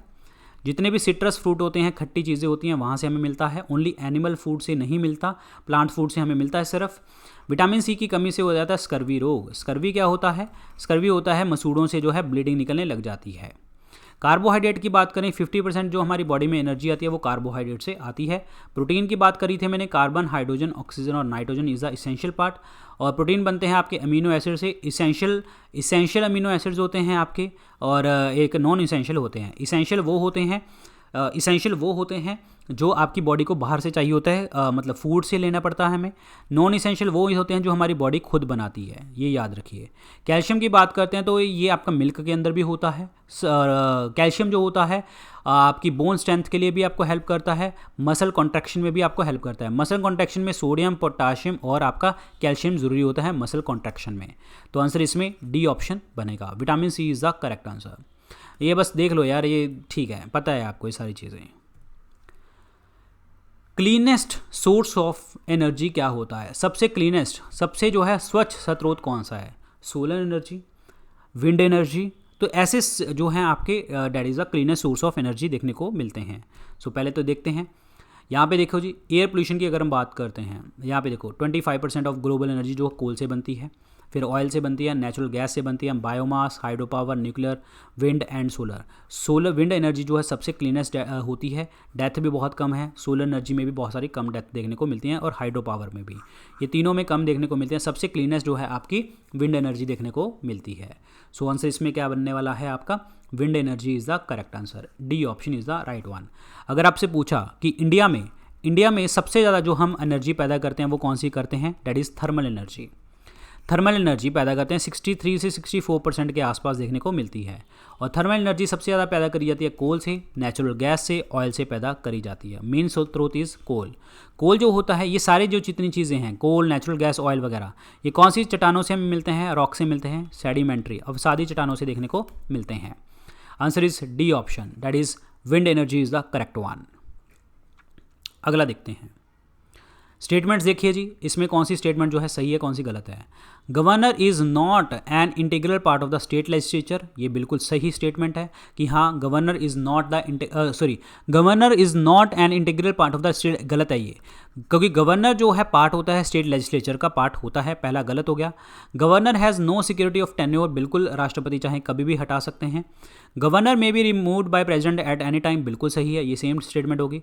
Constitution lay down the any ground upon which a governor removed by the president, किसी कॉन्स्टिट्यूशन में नहीं लिखा गया, ये भी बिल्कुल सही है, राष्ट्रपति जब चाहें कर सकते हैं। तो मतलब 2, 3, 4 आपके सही हैं, पहला गलत है। तो आंसर इसमें क्या बनेगा? सी ऑप्शन बनेगा करेक्ट आंसर। गवर्नर की बात करते हैं तो एक गवर्नर जो होता है 2 या 2 से ज़्यादा स्टेट्स का कॉमन गवर्नर हो सकता है। 7th कॉन्स्टिट्यूशन अमेंडमेंट एक्ट 1956 में ये लिखा गया था। आंसर इसमें सी ऑप्शन बनेगा, करेक्ट आंसर बनेगा। 2, 3, 4 is the correct answer. What happens when oils and fats are oxidized? Very very important question. Oils and fat, देखिए फैट आपकी सॉलिड है, अगर हम फैट सॉलिड को लिक्विड में कन्वर्ट करते हैं तो ऑयल कहते हैं। टेम्परेचर मिनिमम आपका 20 डिग्री सेंटीग्रेड चाहिए होता है। जब वो ऑक्सीडाइज हो जाएंगे तो क्या हो जाएगा? ऑक्सीडाइज हो जाएंगे तो उसमें स्मेल आने लग जाएगी, जिसे हम क्या कहते हैं? रैंसिडिटी, क्योंकि ऑक्सीजन से क्या होगा? आपके बैक्टीरियल ग्रोथ वहाँ पे देखने को आपको मिल जाएगी, रैंसिडिटी हो जाएगी। So they become rancid and their taste changes. Answer इसमें 1 ऑप्शन बनेगा। 2 तरीके के फैट्स होते हैं, एक सैचुरेटेड वन और एक होते हैं अनसैचुरेटेड।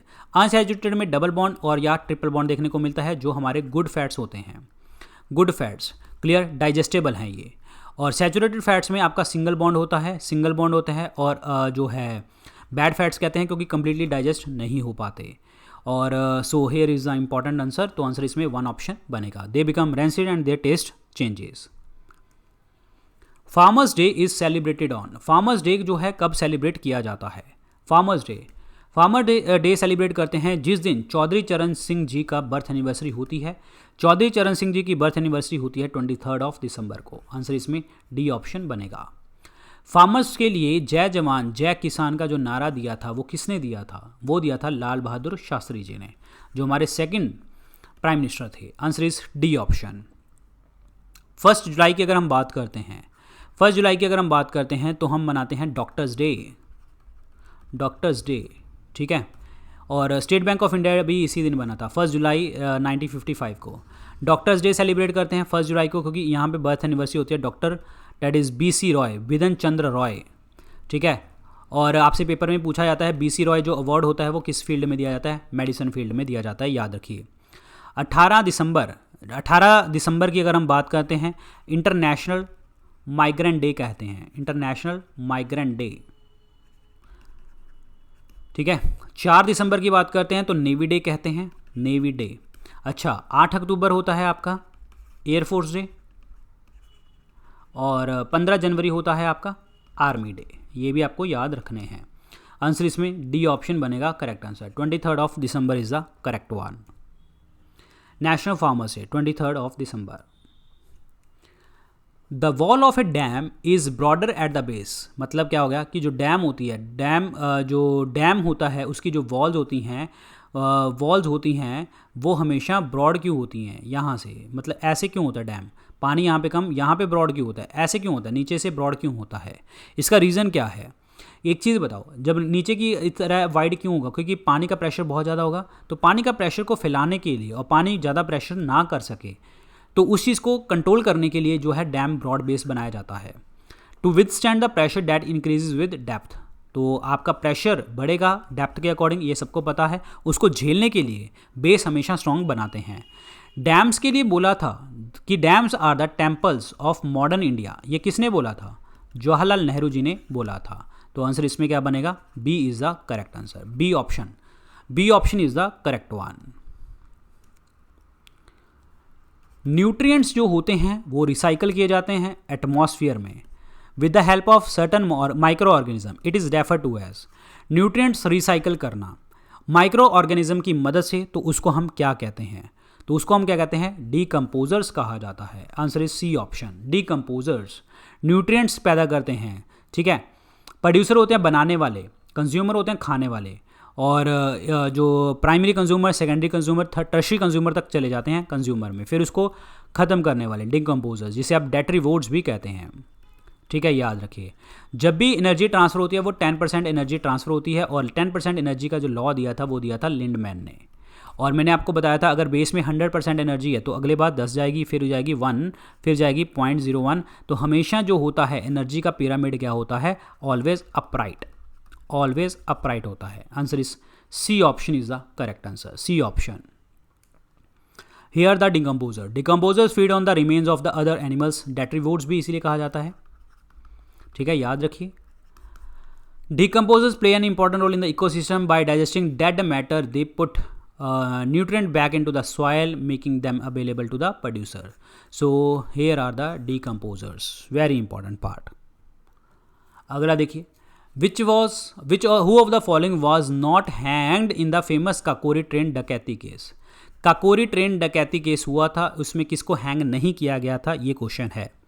काकोरी ट्रेन डकैती केस हुआ था आपका जो 8 अगस्त 1925 को ये डिसाइड किया गया था, और हैपेंड कब हुआ था? 9 अगस्त 1925 को। और इसमें बहुत सारे पर्सन जो है इसमें इन्वॉल्व थे। वो कौन से पर्सन इन्वॉल्व थे? राम प्रसाद बिस्मिल जी थे, और रोशन लाल जी थे, अशफाकुल्ला खान थे, राजेंद्र लहरी थे, रोशन सिंह थे। तो ये जो हैं आपके, रोशन लाल मतलब रोशन सिंह और राजेंद्र लहरी हैं, ठीक है, ये पर्सन थे आपके पूरे के पूरे डकैती में। Surya Sen was not the part, तो इसीलिए सूर्य सेन को डकैया हुआ नहीं। और सूर्य सेन जो हैं ये थे चटगांव आमरी रेड के मास्टर। चटगांव आमरी रेड जो हुई थी वो इन्होंने करवाई थी, और सूर्य सेन को मास्टर दा के नाम से भी हम जानते हैं, मास्टर दा। आंसर इसमें डी ऑप्शन बनेगा। और अशफाकुल्ला खान लिखा हुआ है यहाँ पे। अशफाकुल्ला खान वो पर्सन है, मैं बता दूं, फर्स्ट मुस्लिम जो हैंग किए गए थे, डेट वॉज अशफाकुल्ला खान। राम प्रसाद बिस्मिल जी ने एक सॉन्ग लिखा था, मतलब प्रचलित किया था, सरफरोशी की तमन्ना अब हमारे दिल में है, ये प्रचलित राम प्रसाद बिस्मिल जी ने किया था। यहाँ पे देख लो, ठीक है, ये काकोरी ट्रेन का इंसिडेंट था जो 9 अगस्त 1925 को देखने को मिला। और 8 नंबर डाउन ट्रेन थी जो आपका शाहजहाँपुर से लखनऊ जा रही थी। 8,000 रुपये स्टील किए गए थे और इस रोबरी में बहुत सारे पर्सन इन्वॉल्व थे। राम प्रसाद बिस्मिल, अशफाक उल्ला खान, राजेंद्र लहरी, चंद्रशेखर आज़ाद, सचिंदर बख्शी, केशव चक्रवर्ती, मनमथनाथ गुप्ता, मुरारी शर्मा, मुकुंदी लाल, बनवारी लाल, तो ये पर्सन थे आपके इन्वॉल्व थे। ठीक है, एक पर्सन को एक्सीडेंटली किल हो गया था और कोई हार्म नहीं हुआ था। और जो पर्सन हैंग किए गए थे राम प्रसाद बिस्मिल, राजेंद्र लहरी, रोशन सिंह, अशफाक उल्ला खान, ये पर्सन को जो है हैंग किया गया था। काला पानी की सज़ा मिली थी सचेंद्र सान्याल को, सचिंदर बख्शी को, और बाकी लोगों को 3 से 14 साल की जो है मिली थी, जो है कहते हैं मतलब जेल मिली थी। तो ये ध्यान रखना, Kakori incident. Stone cancer occurs to, यहाँ पे स्टोन कैंसर ऐसा नहीं है कि हमारी बॉडी के अंदर बात कर रहा है, किडनी के अंदर बात कर रहा है, स्टोन कैंसर की भी बात कर सकते हो, मार्बल कैंसर भी आप इसको कह सकते हो, मार्बल कैंसर, जैसे ताजमहल वगैरह। ताजमहल के पास जो है आपके मथुरा में रिफाइनरी थी, वहाँ से जो भी चीज़ उड़ती थी तो वो नीचे आ जाती थी और ताजमहल के ऊपर इफ़ेक्ट करती थी। और ताजमहल के अंदर इसीलिए इफ़ेक्ट करती थी क्योंकि वहाँ पे क्या होता है, क्योंकि उसके ऊपर जब रेन होती तो वो एसिड रेन होती थी। क्यों एसिड रेन होती थी? क्योंकि वहाँ पे रिफाइनरी थी, इसलिए बंद करवाई गई थी। तो एसिड रेन में होता क्या है, 2 चीज़ें, सल्फर डाइऑक्साइड या फिर HNO3 नाइट्रिक एसिड, ये पेपर में आ सकता है ऑप्शन में, या फिर आप कह सकते हो sulphur dioxide plus nitrogen dioxide. तो ये होते हैं एसिड रेन में। जो स्टोन कैंसर है वो सल्फर डाइऑक्साइड के कारण देखने को मेनली मिलता था, but acid rain is acid rain. Answer is 1 option. Radio activity मैंने आपको बताया था जहाँ पे आपकी अल्फा, बीटा और गामा रेज निकलती हैं। हेनरी बैक्यूरेल और पेरी क्यूरी, मैरी क्यूरी, इन तीनों ने ढूंढा था। Main person was Henri Becquerel.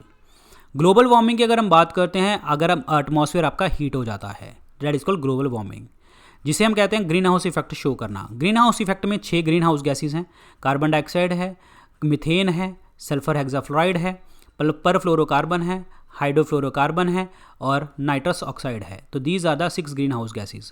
Ozone की अगर हम बात करें, वाटर वेपर की अगर हम बात करते हैं, ओजोन की बात करें, वाटर वेपर की अगर हम बात करें, ठीक है, और इंफ्रारेड रेज की अगर हम बात करें, तो ये आपके क्या हैं, ग्रीन हाउस इफेक्ट देती हैं। तो आंसर इसमें क्या बनेगा, 1 option, acid rain is the correct answer, acid rain. अब यहाँ पे क्या है, स्टोन कैंसर, जो आपका स्टोन कैंसर का मतलब किडनी स्टोन की बात कर रहे हैं, किडनी स्टोन की अगर हम बात कर रहे हैं, not cancer, it's called kidney stone only.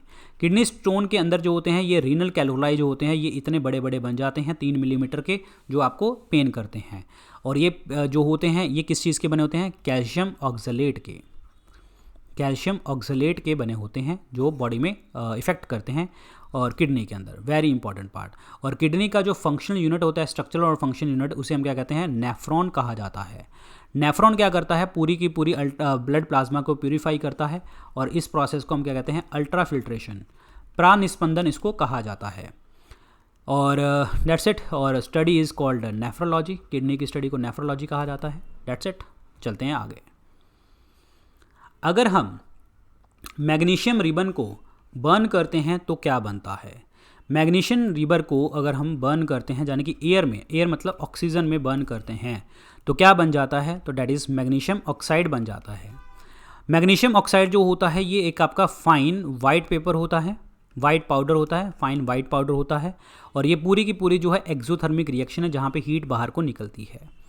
Exothermic reaction है जहाँ पे हीट बाहर को निकलती है, तो आंसर इसमें सी ऑप्शन बनेगा, मैग्नीशियम ऑक्साइड बनता है। यहाँ पे लिखा हुआ है magnesium hydroxide, magnesium hydroxide is MgOH2, ठीक है। और magnesium hydroxide is called milk of magnesia, milk of magnesia, ठीक है, ये याद रखना। आंसर इसमें सी ऑप्शन बनेगा, magnesium oxide is the correct answer, C option, ये है जी मैग्नीशियम ऑक्साइड। चलिए जी अगला देखते हैं।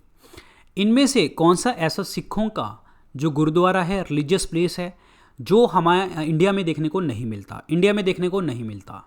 तो ननकाना साहिब की बात करें तो ये देखने को नहीं मिलता। ननकाना साहिब है कहाँ पे, Nankana Sahib district Punjab province of Pakistan के अंदर देखने को मिलता है, पाकिस्तान के अंदर। ये जो है ये ननकाना साहिब जो है ये पहले गुरु नानक देव जी के नाम पे बना हुआ है, गुरु नानक ननकाना साहिब, क्योंकि ननकाना साहिब जो है Guru Nanak who was born in the city and first began preaching here, मतलब यहाँ पे इन्होंने प्रीचिंग देना स्टार्ट किया था ननकाना साहिब से। Answer is 1 option. Nanded Sahib की अगर हम बात करते हैं, नांदेड़ साहिब ये कहाँ पे है? महाराष्ट्र में है। पांवटा साहिब है हिमाचल प्रदेश में। केशगढ़ साहिब कहाँ पे है? आनंदपुर साहिब में। रूपनगर रोपड़ में, ठीक है। तो आंसर इसमें 1 ऑप्शन बनेगा। Nankana Sahib is the correct answer. Nankana Sahib, ये है जी ननकाना साहिब। अगला देखते हैं, कौन से प्लांट के पार्ट से जो टर्मरिक होता है, टर्मरिक मतलब हल्दी जो प्राप्त होती है हल्दी, तो ये कहाँ से प्राप्त होती है? पहली बात तो टर्मरिक जो होता है ये क्या है? दैट इज कॉल्ड राइजोमेटस या फिर आपका अंडरग्राउंड स्टेम होती है ये, ठीक है, जिंजर फैमिली की। तो आंसर इसमें बी ऑप्शन बनेगा राइट आंसर। स्टेम, तना जिसे हम कहते हैं, वेरी वेरी इंपॉर्टेंट। और इसका जो साइंटिफिक नेम है वो है that is called curcuma longa, ये याद रखना है। तो आंसर इसमें बी ऑप्शन बनेगा correct answer. Stem is the right one. Fruit क्या होता है? Fruit is a ripened ovary, याद रखिए। Answer is B option. Turmeric plant, देखो राइजोम है, टर्मरिक पाउडर ड्राई राइजोम, ये आप यूज करते हैं घरों में। कच्छतीवु आइलैंड जो है ये इंडिया से ले लिया गया था कौन सी कंट्री ने? 1974 में। कच्छतीवु जो है एक पहली बात तो वॉल्केनिक आइलैंड है, ये वॉल्केनो से बनता है, वॉल्केनिक आइलैंड है जो इंडिया और श्रीलंका के बीच में नियर पाक स्टेट, हियर इज अ कच्छतीवु जो है आइलैंड है between the India and the Sri Lanka, पाक स्टेट के पास। 1974 से, ठीक है, 1974 से ये किसके पास आ गया? श्रीलंका के पास आ गया। और 1974 से पहले की बात करें तो वो इंडिया के पास था। तो इंडिया ने जो है श्रीलंका को ये दे दिया था। श्रीलंकन गवर्नमेंट के अंडर आता है अभी कच्छतीवु आइलैंड। तो आंसर इसमें क्या बनेगा? 1 option. Sri Lanka is the correct answer. Sri Lanka is the right one. Indonesia की बात करें तो इंडोनेशिया जो है आइलैंड कंट्री है, ये याद रखना, आइलैंड है यहाँ पे। Answer is A option is the right one. ऐसी प्लेस बताइए जहाँ से आपका अर्थक्वेक ओरिजिनेट होता है, उसको हम क्या कहते हैं? अर्थक्वेक ओरिजिनेट होता है उसको हम क्या कहते हैं? सीज्मिक फोकस कहा जाता है। यहाँ से आपका जो है अर्थक्वेक स्टार्ट होता है, डेट इज कॉल्ड आपका फोकस, और आप इसको क्या कहते हैं? हाइपोसेंटर कहा जाता है, हाइपोसेंटर। और हाइपोसेंटर से जो ऊपर की तरफ अगर हम जाएं, the point on the surface directly above the focus, that is called आपका एपिसेंटर कहा जाता है, जहाँ पे इसका इफेक्ट देखने को मिलता है। सीधी सी बात है, जहाँ से आपका पहला ब्रेक होता है वहाँ पे अर्थक्वेक जो ओरिजिनेट होता है दैट इज कॉल्ड आपका ये वाला पार्ट जिसे हम फोकस कहते हैं, लेकिन इफेक्ट बाद में एपिसेंटर में देखने को मिलता है। सो ऊपर वाला part that is called epicentre, centre वाला पार्ट जो है फोकस कहलाता है। तो आंसर इसमें क्या बनेगा जी आपका? आंसर इसमें बी ऑप्शन बनेगा, करेक्ट आंसर बनेगा बी ऑप्शन। और अर्थक्वेक से ज़्यादा है, अर्थक्वेक क्या होता है? सडन मतलब shaking of the earth shake करती है तो that is called earthquake.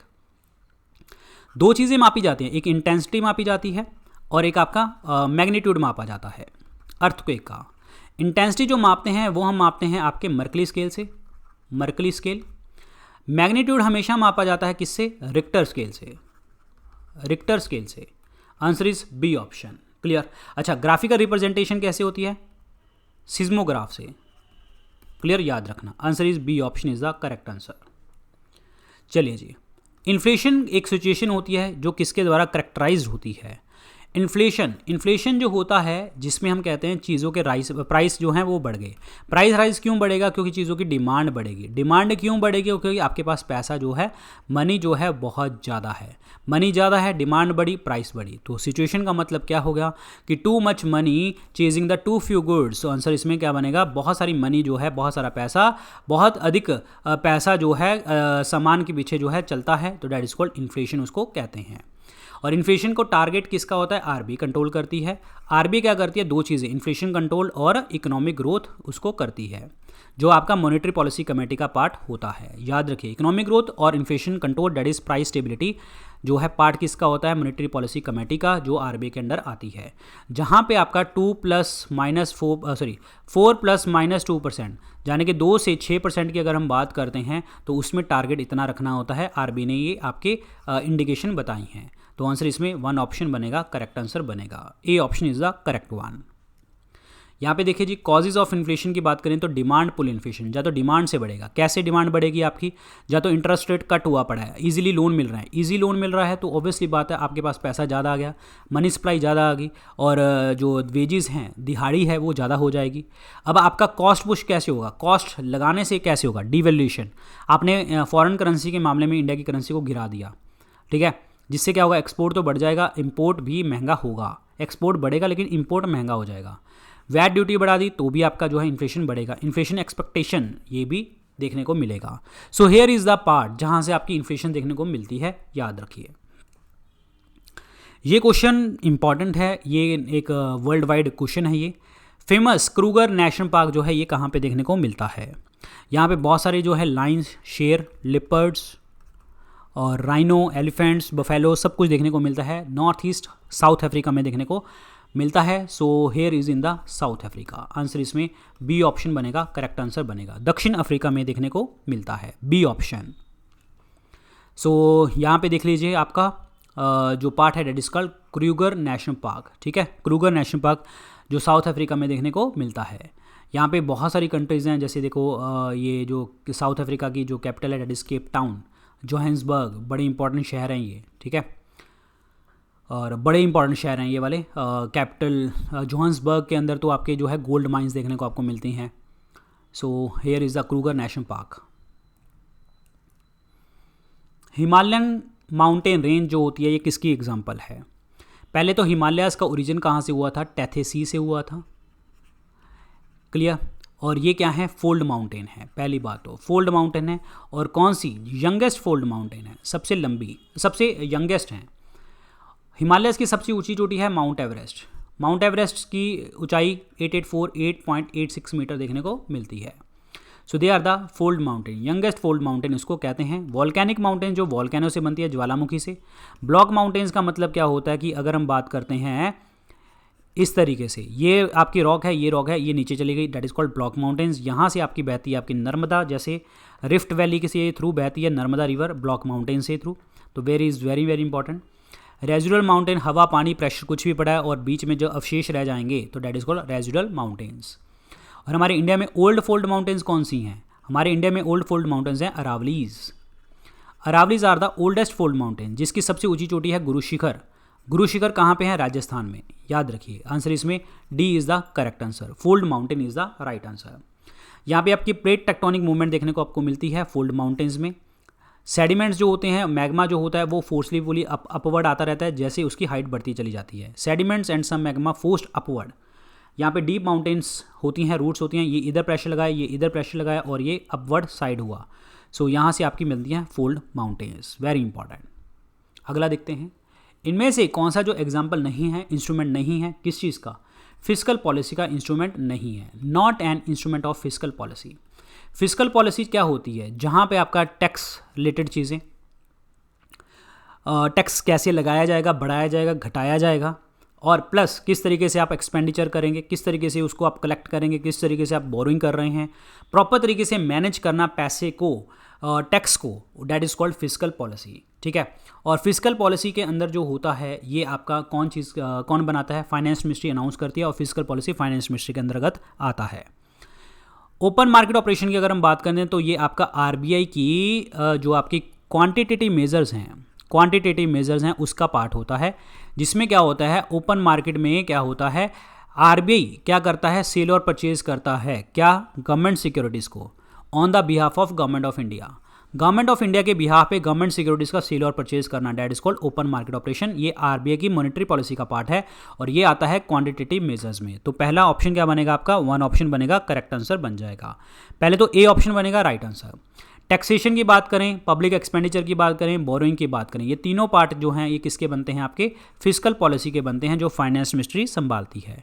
Answer इसमें 1 ऑप्शन बनेगा, करेक्ट आंसर बनेगा। Open market operation is the right one, open market operation. So here is the instruments of fiscal policy. Budget की बात करें, taxation की बात करें, पब्लिक एक्सपेंडिचर, पब्लिक डेट, ठीक है, तो ये हैं आपके instrument of public policy, fiscal policy. अगला देखते हैं, रूम टेम्परेचर के ऊपर जो मेटल होती है वो लिक्विड रहती है, वो कौन सी मेटल है आपकी, तो वो मेटल है आपकी मरकरी। आंसर इसमें ए ऑप्शन बनेगा, ए ऑप्शन। मरकरी जो है रूम टेम्परेचर के ऊपर जो है लिक्विड होती है, और फ्रीजिंग पॉइंट होता है -39 डिग्री सेंटीग्रेड जो मरकरी का होता है। और अगर मैं कहूँ -40 मापना हो, -50 मापना हो, तो हम कौन सा थर्मोमीटर यूज़ करेंगे? एल्कोहल थर्मोमीटर हम यूज़ करते हैं उसके बाद। याद रखिए आंसर इसमें 1 ऑप्शन बनेगा। और प्लैटिनम की बात करें, प्लैटिनम और गोल्ड की बात करें, इसको प्यूरीफाई किया जाता है एक्वा रेगिया से। एक्वा रेगिया मतलब अमलराज, जिसमें हम HCl और HNO3 का पार्ट मिलाते हैं और इसको प्यूरिफिकेशन करते हैं, 3 पार्ट HCl के और 1 पार्ट HNO3 का। लेड की बात करते हैं तो लेड जो होता है सीसा जिसे हम कहते हैं, lead is the end product of all the radioactive substance. और लेड की ओर कौन सी है? Galena, galena is the ore. और लेड जो होती है galena is the ore and end product है लेड जो है सभी सब्सटेंस का। और लेड के अंदर अगर हम बात करें टेट्राइथाइल लेड आप याद कर सकते हैं, जो आपका एंटी नॉकिंग कंपाउंड, जो गाड़ियों में खड़खड़ होती है उसको बंद करने के लिए एंटी नॉकिंग कंपाउंड ये यूज़ किया जाता है। जिंक, जब लोहे के ऊपर जंग लगती है तो जिंक का ऊपर परत चढ़ा जाती है, जिसे हम क्या कहते हैं? गल्वनीकरण, गल्वनाइजेशन कहा जाता है।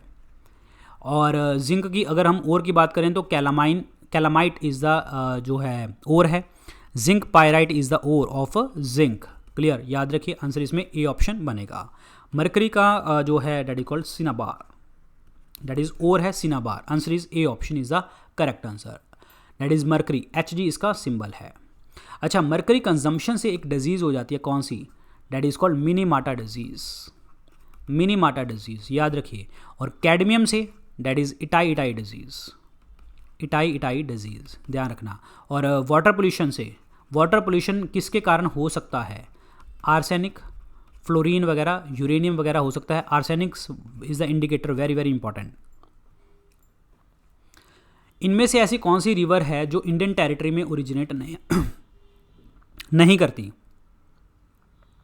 इंडिया से ओरिजिन नहीं होता?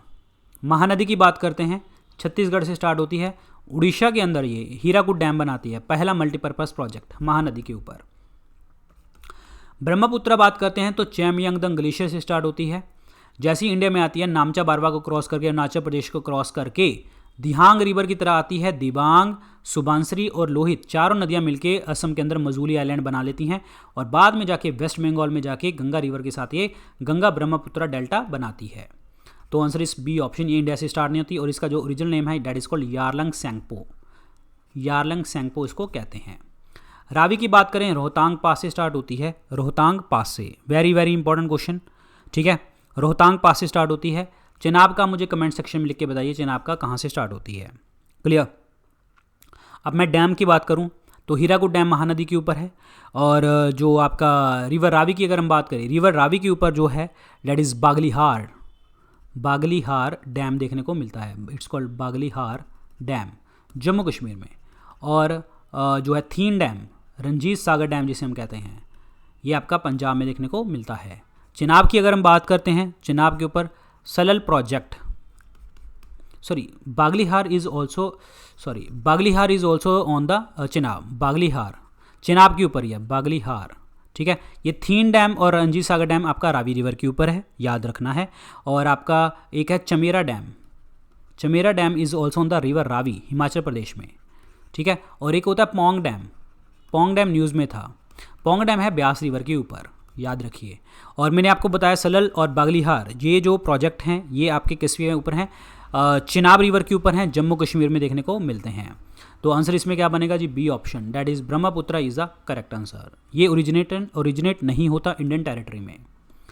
सो यहाँ पे देखो जी, ये आपका स्टार्ट हुई नामचा बारवा को क्रॉस किया, यहाँ से आई और यहाँ से आपका मजूली आइलैंड बना लेती है एंड देन उसके बाद वेस्ट बंगाल में और गंगा ब्रह्मपुत्र के साथ मिलके डेल्टा बन जाएगा, Ganga Brahmaputra delta, that is Sundarban delta, very important part और वर्ल्ड का सबसे बड़ा डेल्टा है ये। Largest committee of the parliament of India is, parliament of India की सबसे बड़ी कमेटी का नाम बताइए कौन सा है, लार्जेस्ट कमेटी का नाम। तो लार्जेस्ट कमेटी का मतलब यहाँ पे जिसमें लोग सबसे ज़्यादा होते हैं। पब्लिक अकाउंट कमेटी में टोटल 22 लोग होते हैं, जिसमें आपके 15 लोकसभा से और 7 राज्यसभा से होते हैं। जो कैग होता है, controller auditor general of India, ये क्या करता है, गवर्नमेंट के अकाउंट्स की ऑडिट करके रिपोर्ट देता है प्रेसिडेंट को, प्रेसिडेंट पार्लियामेंट में जाती है और देन पब्लिक अकाउंट कमेटी के पास। इसीलिए कैग को हम बोलते हैं कि कैग इज़ ए जो eye and ear of public account committee, CAG is a जो है guardian of public account. Public account committee उसको पब्लिश कर देती है। एस्टिमेट कमेटी के अंदर 30 लोग होते हैं और 30 के 30 लोग लोकसभा से होते हैं। जितने भी बजट के एस्टिमेट लगाना, पैसे का एस्टिमेट लगाना, वो एस्टिमेट कमेटी के पास होता है। ये दोनों कमेटीज़ जो हैं आपकी, पब्लिक अकाउंट कमेटी और एस्टिमेट कमेटी, इनको हम क्या कहते हैं, सिस्टर कमेटी के नाम से भी इनको जाना जाता है, सिस्टर कमेटी के नाम से। कमेटी ऑन पब्लिक अंडरटेकिंग, इसमें भी 22 लोग होते हैं। ज्वाइंट पब्लिक जो JPCG जो बनाई जाती है, ये एक स्पेशल टास्क के लिए बनाई जाती है, स्पेशल टास्क। अच्छा, 22 लोग जो पब्लिक अंडरटेकिंग में हैं, 15 अगेन लोकसभा, 7 आपके राज्यसभा, ठीक है। ज्वाइंट पब्लिक कमेटी जो होती है एक स्पेशल टास्क के लिए बनाई जाती है, टाइम टू टाइम बनाते हैं और मेंबर भी उसी टाइम में डिसाइड किए जाते हैं। तो आंसर इसमें क्या बनने वाला है आपका बी ऑप्शन। एस्टिमेट कमेटी में सबसे ज़्यादा लोग होते हैं 30 और 30 के 30 लोकसभा से। Answer is B option is the correct answer. यहाँ पे देख लो, फाइनेंशियल कमेटीज़ जो हैं 3 हैं जो हमने डिस्कस करी, public account committee, estimate committee, जिनको आप क्या कहते हैं, सिस्टर कमेटीज़ भी कहा जाता है, और public undertaking committee. Standing committee में देख लो, रेलवे हर हेल्थ के लिए एडहॉक जो टेम्परेरी सिलेक्ट कमेटी GST के ऊपर जैसे बनी थी, administrative committee, business advisory committee, rules privileges के लिए कमेटी, तो दे आर एडमिनिस्ट्रेटिव कमेटीज़। याद रखना इंपॉर्टेंट है ये। अगला चलते हैं, आर्टिकल 39 में कौन सी चीज़ नहीं होती है, not contained in the article 39। Article 39 में कौन सी चीज़ नहीं देखने को आपको मिलती है। तो पहले बात करते हैं equal pay for equal work for both man and women. ये आपका आता है 39D में। 39D में नॉट कंटेन्ड पूछा है तो ये तो आपका आता है, ठीक है, ये आपका आता है। ऑर्गेनाइजेशन ऑफ विलेज पंचायत, ये आर्टिकल 40 में आता है, तो ये तो नहीं आएगा, मतलब 39 में नहीं आएगा। To secure a social order for promotion of the welfare of the people, article 38 में आता है, यहाँ पे लिख दिया मैंने। चलो, ये भी आपका नहीं आएगा 39 में। The citizen man and women equal have the right to adequate means of livelihood, adequate means of livelihood है, ये आता है आपका 39A में, ठीक है। तो इसका मतलब 1 और 4 तो नहीं आता 39 में, 1 और 4 तो 39 में आता है, और 2 और 3 नहीं आता। So second and third answer इसमें क्या बनेगा, B option. Second and third is the correct answer.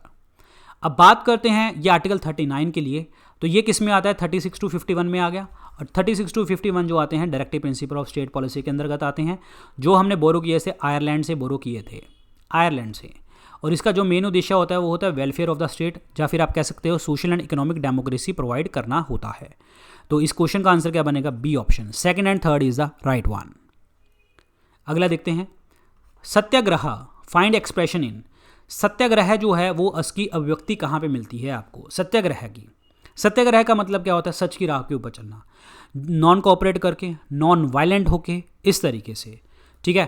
तो इसका मतलब सडन आउटबर्स्ट ऑफ वायलेंस नहीं, आर्म्ड कॉन्फ्लिक्ट नहीं, नॉन कोऑपरेशन बिल्कुल सही है, असहयोग से ये नहीं, नॉन कोऑपरेशन भी आ सकता है, नॉन वायलेंस भी आ सकता है, दोनों आपके ऑप्शन सही बन जाएंगे। तो आंसर इसमें C option is the correct answer. Gandhi ji का पहला सत्याग्रह ट्रांसवाल में था 1906 साउथ अफ्रीका में, और इंडिया में 1917 में चंपारण सत्याग्रह है। चंपारण सत्याग्रह बिहार में, ध्यान रखिए, 3 कथिया लगान भी कहते हैं, इंडिगो कल्टीवेशन के लिए था। Answer is C is the correct answer, non cooperation. अगला देखते हैं, हु रोड द सॉन्ग सारे जहां से अच्छा हिंदुस्तान हमारा। ये जो सॉन्ग है सारे जहां से अच्छा हिंदुस्तान हमारा, ये सॉन्ग किसने लिखा था, सारे जहां से अच्छा हिंदुस्तान हमारा, ये सॉन्ग किसने लिखा था, ये लिखा था दैट इज मोहम्मद इकबाल ने। आंसर इसमें सी ऑप्शन बनेगा, करेक्ट आंसर बनेगा, Mohammad Iqbal is the correct answer. और यही फाउंडर हैं, 2 नेशन थियोरी के फाउंडर भी ये हैं, बट 2 नेशन थियोरी बाद में दी किसने थी, फाउंडर तो ये हैं, बोला किसने था, मोहम्मद अली जिन्ना ने बाद में बोला था 3940 में, याद रखिए। राम प्रसाद बिस्मिल मैंने आपको बताया था, सारे जहां से अच्छा जो है सरफरोशी की तमन्ना अब हमारे दिल में है, इन्होंने प्रचलित किया था। अशफाक उल्ला खान, राम प्रसाद बिस्मिल, ये लिंक करते हैं किसके साथ, काकोरी ट्रेन के साथ, डकैती केस के साथ, अभी हमने डिस्कस किया था। आंसर इसमें सी ऑप्शन बनेगा, right answer. Mohammad Iqbal is the right one, सारे जहां से अच्छा मोहम्मद इकबाल। क्वेश्चन देखिए, इनमें से जो है सरकारिया कमीशन की रिकमेंडेशन में कौन सी चीज़ नहीं आती, रॉन्गली लिस्टेड है यहाँ पे। पहला पॉइंट देखिए, it favoured changes in the rule Rajya Sabha and centre's power to recognise the state, गलत है, पहले ही स्टेटमेंट गलत है, ये आपकी रिकमेंडेशन में नहीं आया। It favoured the sparing use to article 356 of the constitution, हाँ, मतलब कभी कभी यूज़ करो, फेवर किया इन्होंने डिमांड करी, जो आपका गवर्नर का ऑफिस है उसको अबॉलिश करो, इन्होंने डिमांड करी, ये बिल्कुल सही है। इम्प्लीमेंटेशन ऑफ 3 लैंग्वेज फार्मूला, ये भी आपका सही है। तो गलत कौन सा हो गया? आपका ए ऑप्शन बनेगा, करेक्ट आंसर बनेगा। सरकारिया कमीशन जो है 1983 में बैठा था, 1983 में सेंटर और स्टेट के रिलेशनशिप को बताने के लिए। 2007 में एक कमीशन और बैठा था, पुंची कमीशन, वो भी आपका सेंटर स्टेट रिलेशनशिप के बारे में बात करता है। तो आंसर इसमें 1 ऑप्शन बनेगा, करेक्ट आंसर बनेगा, right answer 1 option. Clear. Rajya Sabha का रोल चेंज करना और सेंटर की पावर जो रिकॉग्नाइज करती है स्टेट्स को, ये आपका सरकारिया कमीशन के बारे में बताता है। Answer is 1 option is the correct one. Inflation is caused by, inflation जो है, मुद्रास्फीति जो है, वो किसके कारण देखने को आपको मिलती है? Caused by. इन्फ्लेशन जो होती है वो होती है जब आप मनी सप्लाई ज़्यादा करेंगे, धन की आपूर्ति में वृद्धि। आंसर इसमें 1 ऑप्शन, डी ऑप्शन बनेगा, राइट आंसर। इन्फ्लेशन का मतलब है किसी भी चीज़ के रेट का बढ़ना। जब रेट बढ़ेगा, वो रेट क्यों बढ़ेगा? क्योंकि इनकम आपकी बढ़ेगी। इनकम बढ़ेगी मतलब क्या हो गया? आपका पैसा बढ़ेगा, मनी सप्लाई बढ़ेगी। आंसर इसमें डी ऑप्शन बनेगा, करेक्ट आंसर बनेगा। प्राइस लेवल बढ़ जाना, आंसर इज डी ऑप्शन। यहाँ पे देखो डिमांड पुल, डिमांड के कारण जब आपकी डिमांड की ग्रो हो जाए, पैसा हो जाएगा तो डिमांड आप करने लग जाओगे। कॉस्ट पुश, गैस यूज़ करने लगे हो तो गैस की कॉस्ट बढ़ जाएगी। बिल्ट इन इन्फ्लेशन मतलब आप कुछ भी आप मतलब सैलरीज बढ़ रही हैं, वेजेस बढ़ रहे हैं, उसके लिए इन्फ्लेशन हो जाए तो डैट इज़ कॉल्ड इन्फ्लेशन। तो ये आपको ध्यान रखना है। विक्रम साराभाई स्पेस सेंटर जो है ये कहाँ पे लोकेटेड है? विक्रम साराभाई स्पेस सेंटर जो है आपका कहाँ पे है? That is in the Thiruvananthapuram. Answer इसमें ए ऑप्शन बनेगा। तिरुवनंतपुरम में देखने को आपको मिलता है, तिरुवनंतपुरम, या फिर आप कह सकते हो लिक्विड प्रोपल्शन सिस्टम सेंटर भी आपका तिरुवनंतपुरम में देखते हैं मिलता है। मुंबई की बात करते हैं तो बाबा एटॉमिक रिसर्च सेंटर है यहाँ पे, TIFR Tata institute of fundamental research है यहाँ पे, और आपका तारापुर एटॉमिक रिसर्च सेंटर है यहाँ पे, जो पहला आपका न्यूक्लियर पावर प्लांट था। हैदराबाद की अगर हम बात करते हैं तो यहाँ पे आपका नेशनल रिमोट सेंसिंग सैटेलाइट है, नेशनल रिमोट सेंसिंग सेंटर और एजेंसी। बेंगलुरु की बात करते हैं तो इसरो के headquarter Indian space research organisation, जो 15 अगस्त 1969 को बना था। और बेंगलुरु के जो बेंगलुरु अंतरिक्ष जो है आपका that is commercial arm of the ISRO, ये भी आपको याद रखना है। ठीक है, दैट्स इट। तो आंसर इसमें ए ऑप्शन बनेगा, करेक्ट आंसर बनेगा, राइट आंसर। अगला बताइए, भारत माता की जो पेंटिंग बनाई गई थी उसके पेंटर कौन थे? भारत माता की पेंटिंग के पेंटर कौन थे? सो ही वॉज अबेंद्रनाथ टैगोर। आंसर इसमें बी ऑप्शन बनेगा, राइट आंसर, अबेंद्रनाथ टैगोर। अबेंद्रनाथ टैगोर जी ने एक आपका ओरिएंटल स्कूल ऑफ आर्ट्स बनाया था, ओरिएंटल स्कूल ऑफ आर्ट्स 1907 के आसपास। उसके पहले जिनको स्कॉलरशिप मिली थी डैट वॉज नंदालाल बोस, ये याद रखना। जामिनी रॉय भी पेंटर हैं। ठीक है, answer is B option, Bharat Mata की पेंटिंग अबेंद्रनाथ टैगोर जी ने बनाई थी। अबेंद्रनाथ टैगोर, भारत माता की पेंटिंग। प्लान हॉलीडे जो घोषित किया गया था, कौन से 5 ईयर प्लान के बाद घोषित किया था? प्लान हॉलीडे था आपका 1966 से 69 में। पहला 5 ईयर प्लान था 51 से 56, सेकंड था 56 से 61, थर्ड था 61 से 66, फोर्थ था 69 से 74। तो किस 5 ईयर प्लान के बाद बनेगा? ऑब्वियसली बात है थर्ड 5 ईयर प्लान के बाद ये बना था। अब देखिए जी, प्लान हॉलीडे क्या था, क्योंकि थर्ड 5 ईयर प्लान आपका फेल हुआ था, क्योंकि यहाँ पे आपका 62 में इंडिया चाइना की वॉर हुई थी, 65 में इंडिया पाकिस्तान की वॉर, 65 में ही सूखे पड़ गए थे, ड्रॉट सूखे पड़ गए थे, जिसके कारण ये प्लान फेल हुआ। Answer is third option. Third 5 year plan के अंदर इन्होंने जो बताया था वो क्या बताया था? उद्देश्य डैट इज सेल्फ रिलायंट ये इकॉनमी बताई थी इन्होंने, तो ये प्लान फेल था। फोर्थ में बताया था ग्रोथ विद स्टेबिलिटी, ग्रोथ भी करो और स्टेबल तरीके से चलो। सेकंड 5 ईयर प्लान की बात करते हैं तो नेहरू महलनोबिस प्लान बोला था। महलनोबिस वो ही हैं जिन्होंने इंडियन स्टैटिस्टिकल इंस्टीट्यूट स्टार्ट किया था कोलकाता में, और महलनोबिस वो ही हैं जिनकी बर्थ एनिवर्सरी के ऊपर नेशनल स्टैटिस्टिकल डे सेलिब्रेट किया जाता है 29 जून को।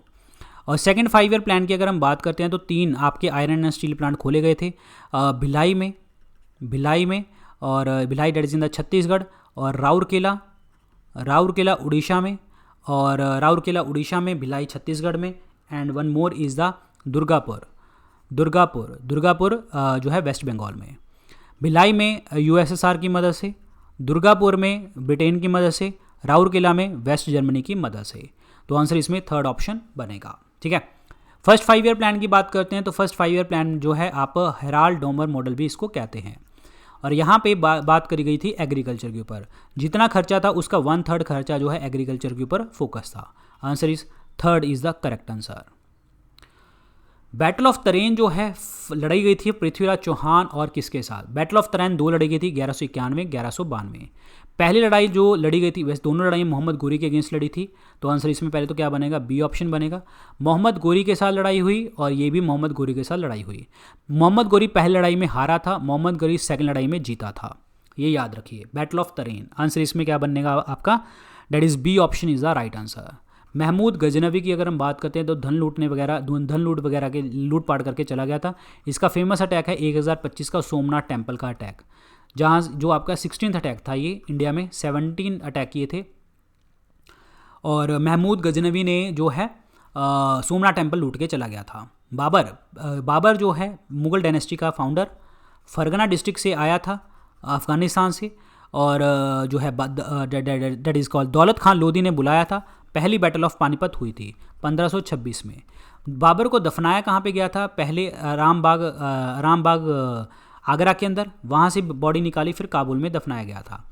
इनकी अपनी ऑटोबायोग्राफी है जो है तुजु के बाबुरी, ठीक है, और बाबर नामा जिसे आप कहते हैं। और इसका पर्शियन वर्जन को चेंज किसने किया था? अब्दुल रहीम खाना ने चेंज किया था, ये याद रखना है। हुमायूं की बात करते हैं तो हुमायूं जो है इसकी 2 लड़ाइयाँ हुई थी, battle of Chausa, battle of Kannauj की जो लड़ाई थी, बिलग्रिम की लड़ाई भी इसको कहते हैं, बिलग्रिम। 1539 1540। 1539 में जो जीता था वो शेरशाह सूरी जीता था। 40 वाली भी लड़ाई शेरशाह सूरी जीता था, और पूरे 15 साल के लिए राज जो था वो शेरशाह सूरी का हो गया। हुमायूं के ऊपर हुमायूं नामा लिखा है गुलबदन बेगम ने, जो उनकी सिस्टर हैं। हुमायूं का जो टॉम है बड़ा फेमस है दिल्ली के अंदर, जिसे आप कहते हैं प्रोटोटाइप ऑफ ताजमहल, ताजमहल जैसा लेकिन ताजमहल से पहला बना हुआ है, और हाजी बेगम ने बनवाया था, हाजी बेगम ने। और प्रोटोटाइप ऑफ ताजमहल तो हुमायूं टॉम को कहते हैं। और अगर बात करी जाए ताज ऑफ डेक्कन, दक्षिण का ताज किसे कहते हैं? तो वो कहते हैं बीबी का मकबरा। बीबी का मकबरा जो है ये बीबी का मकबरा जो है औरंगज़ेब की वाइफ राबिया दुरानी के लिए है बनाया गया था बीबी का मकबरा, और इनके बेटे आज़म शाह ने बनवाया था बीबी का मकबरा। आंसर इसमें बी ऑप्शन बनेगा। मोहम्मद गोरी के साथ लड़ाई हुई थी। ऑयल यानी कि तेल और साबुन, ऑयल और सोप फिल्म जो हैं जब हम देखें डे लाइट के अंदर तो वो कलर देखने को मिल जाती हैं। क्यों देखने को मिलते हैं कलर? रीज़न क्या है उसका? कलर देखने का रीज़न क्या है? तो उसका रीज़न है इंटरफेरेंस। क्लियर? इंटरफेरेंस का मतलब क्या होता है? वो सुपर इम्पोज होने लग जाती है, ऊपर के ऊपर सुपर इम्पोज होने लग जाती है, और रिजल्टेंट वेव जो होती है वो बड़ी हो जाती है, एम्पलीट्यूड सेम होता है, जिसके कारण वो कलर देखने को मिल जाता है। आंसर इसमें डी ऑप्शन बनेगा, करेक्ट आंसर बनेगा। और अगर मैं कहूँ ओशन का कलर ब्लू है, आसमान का कलर जो है डेट इज़ ओशन का कलर ब्लू है, और डेट इज़ स्काई का कलर ब्लू है, वो किसके रीज़न होता है? स्कैटरिंग ऑफ लाइट के कारण देखने को मिलता है। और अगर कोई चीज़ शाइन करती है तो वहाँ पे टोटल इंटरनल रिफ्लेक्शन आता है, ये याद रखना है आपको। आंसर इसमें सी। अच्छा, अगर पेपर में क्वेश्चन आया था कि अगर हम बात करें सोप बबल चमकता है, सोप बबल शाइन करता है, तो उसमें आपका इंटरफेरेंस ना आके वो क्या आएगा? Total internal reflection. लेकिन यहाँ पे देखिए सोप फिल्म जो है वो डे लाइट में कलर दिखती है, उसने शाइन नहीं बोला। अगर वो शाइन बोलेगा तो TIR देखेगा, और अगर बात की कहा कि वो कलर दिखता है तो इंटरफेरेंस आएगा। आंसर इसमें डी ऑप्शन बनेगा। तो यहाँ पे आपकी इंटरफेरेंस हो जाती है, यहाँ पे सुपर इम्पोजिशन देखने को आपको मिल जाती है और कंस्ट्रक्टिव इंटरफेरेंस होती है। इनमें से कौन सा ऐसा सेक्टर जो है आपका टर्शी सेक्टर में आता है? टर्शी सेक्टर तृतीय क्षेत्र में जो आपका सर्विस सेक्टर होता है। इंडिया में अगर हम GDP की बात करें, GDP की सबसे ज़्यादा शेयर जो है टर्शी सेक्टर का है, सबसे कम मिनिमम किसका है? आपका प्राइमरी सेक्टर का। ध्यान रखिए। पावर एंड ट्रांसपोर्टेशन जो है ये आपका बिल्कुल टर्शी सेक्टर का पार्ट है, ये बनेगा टर्शी सेक्टर। एनिमल हस्बेंड्री आपका प्राइमरी सेक्टर का पार्ट है। कॉटन मैन्युफैक्चरिंग आपका ये सेकेंडरी है, मैन्युफैक्चर कर रहे हैं आप लोग। Cultivation of crop again primary sector है। तो आंसर इसमें 1 ऑप्शन बनेगा, करेक्ट आंसर बनेगा। सेकेंडरी सेक्टर में हमेशा आपकी इंडस्ट्रीज आती हैं, ये याद रखना है। क्लियर? याद रखिए। तो आंसर इसमें ए ऑप्शन बनेगा, करेक्ट आंसर बनेगा, right answer. A option is the correct one. So यहाँ पे देख लो जी, प्राइमरी जो है आपके रॉ मटेरियल्स देंगे, यानी कि रॉ मटेरियल्स में आपका फिशिंग, फार्मिंग वगैरह हो जाएगी। फिनिश गुड में मैन्युफैक्चरिंग, जो अभी बात करी थी हमने कॉटन वगैरह की, ठीक है। और उसके बाद इलेक्ट्रिसिटी, गैस की utilities, construction is also in the secondary goods. Clear, याद रखिए, कंस्ट्रक्शन पेपर में बहुत बार आता है। और उसके बाद जो है आपका टर्शी सर्विसेज में रिटेल हो गया, financial services, communication, hospitality, real estate, information and technology, ये आपका सेकेंडरी सेक्टर का पार्ट है। क्वार्टनरी, जिसमें आपका education, public sector, research and development, जिसमें आप स्किल्स की बात करते हैं। तो these are the sectors of economy. Clear, याद रखिए। सो गाइस, ये थे आज के लेक्चर के अंदर क्वेश्चन। बाकी कैसा लेक्चर लगा लेक्चर आप बताइए। और जो है आप मुझे इंस्टाग्राम के ऊपर फॉलो कर सकते हैं डॉक्टर विपिन गोयल के नाम से, और टेलीग्राम चैनल के ऊपर डॉक्टर विपिन गोयल के नाम से फॉलो कर सकते हैं। जैसे अभी हमने एमसीक्यू डिस्कस किए, ऐसे ही हम चैप्टर वाइज जो हैं आपके chapter wise, topic wise MCQ discuss करते हैं 10,000 एमसीक्यू कोर्स के अंदर, जिसके अंदर जो है हम चैप्टर वाइज तो करते ही करते हैं, प्लस आपके स्टेट पीसीएस, यूपीएससी के लिए अलग फोल्डर बनाया हुआ है, डिफेंस एग्जाम के लिए, सीडीएस सीपीएफ के लिए अलग फोल्डर है यहाँ पे, यूपीएससी स्टेट पीसीएस के लिए अगर आप तैयारी कर रहे हैं तो भी आपको ये हेल्प करेगा। तो इसमें कोड लगा लेना विपिन 15। कल 22 तारीख, यानी कि आज 22 तारीख कल इसकी परचेज़ करने की लास्ट डेट है, तो आप परचेज़ कर सकते हैं। ये कोड लगा के डिस्काउंट लीजिए। जीएस कोर्स आपका बिल्कुल बेसिक कोर्स है, जहाँ से हम थ्योरी डिस्कस करते हैं बिल्कुल बेसिक तरीके से। इसमें ये कोड लगा लेना है, आपको डिस्काउंट ले लेना है। अब आप इन कोर्सेज़ को 2 जगह से आप परचेज़ कर सकते हो, या तो स्टडी IQ ऐप से कर सकते हैं, ठीक है, या फिर आप वेबसाइट से कर सकते हैं studiiq.com। जैसे ही आप इसको ओपन करते हैं, आपको स्क्रीन के ऊपर नजर आएगा यहाँ पे होम पेज, यहाँ पे आपको दिखेगा बेस्ट सेलिंग कोर्सेज, यहाँ पे व्यू ऑल का बटन। इस व्यू ऑल के बटन को दबाना, जैसे आप दबाएंगे 10,000 MCQ कोर्स आपको दिखेगा तीसरे नंबर के ऊपर, और GS कोर्स आपको नजर आ जाएगा चौथे नंबर के ऊपर। जो भी कोर्सेज अच्छे लगते हैं आप परचेज़ कीजिए, प्रेपरेशन को आगे बढ़ाइए। कोई भी डाउट होता है तो आप मुझे इंस्टाग्राम के ऊपर मैसेज कर सकते हैं। So thank you so much guys, all the very best. मिलते हैं कल सुबह 9 बजे। Good luck guys, take care, bye bye, Jai Hind.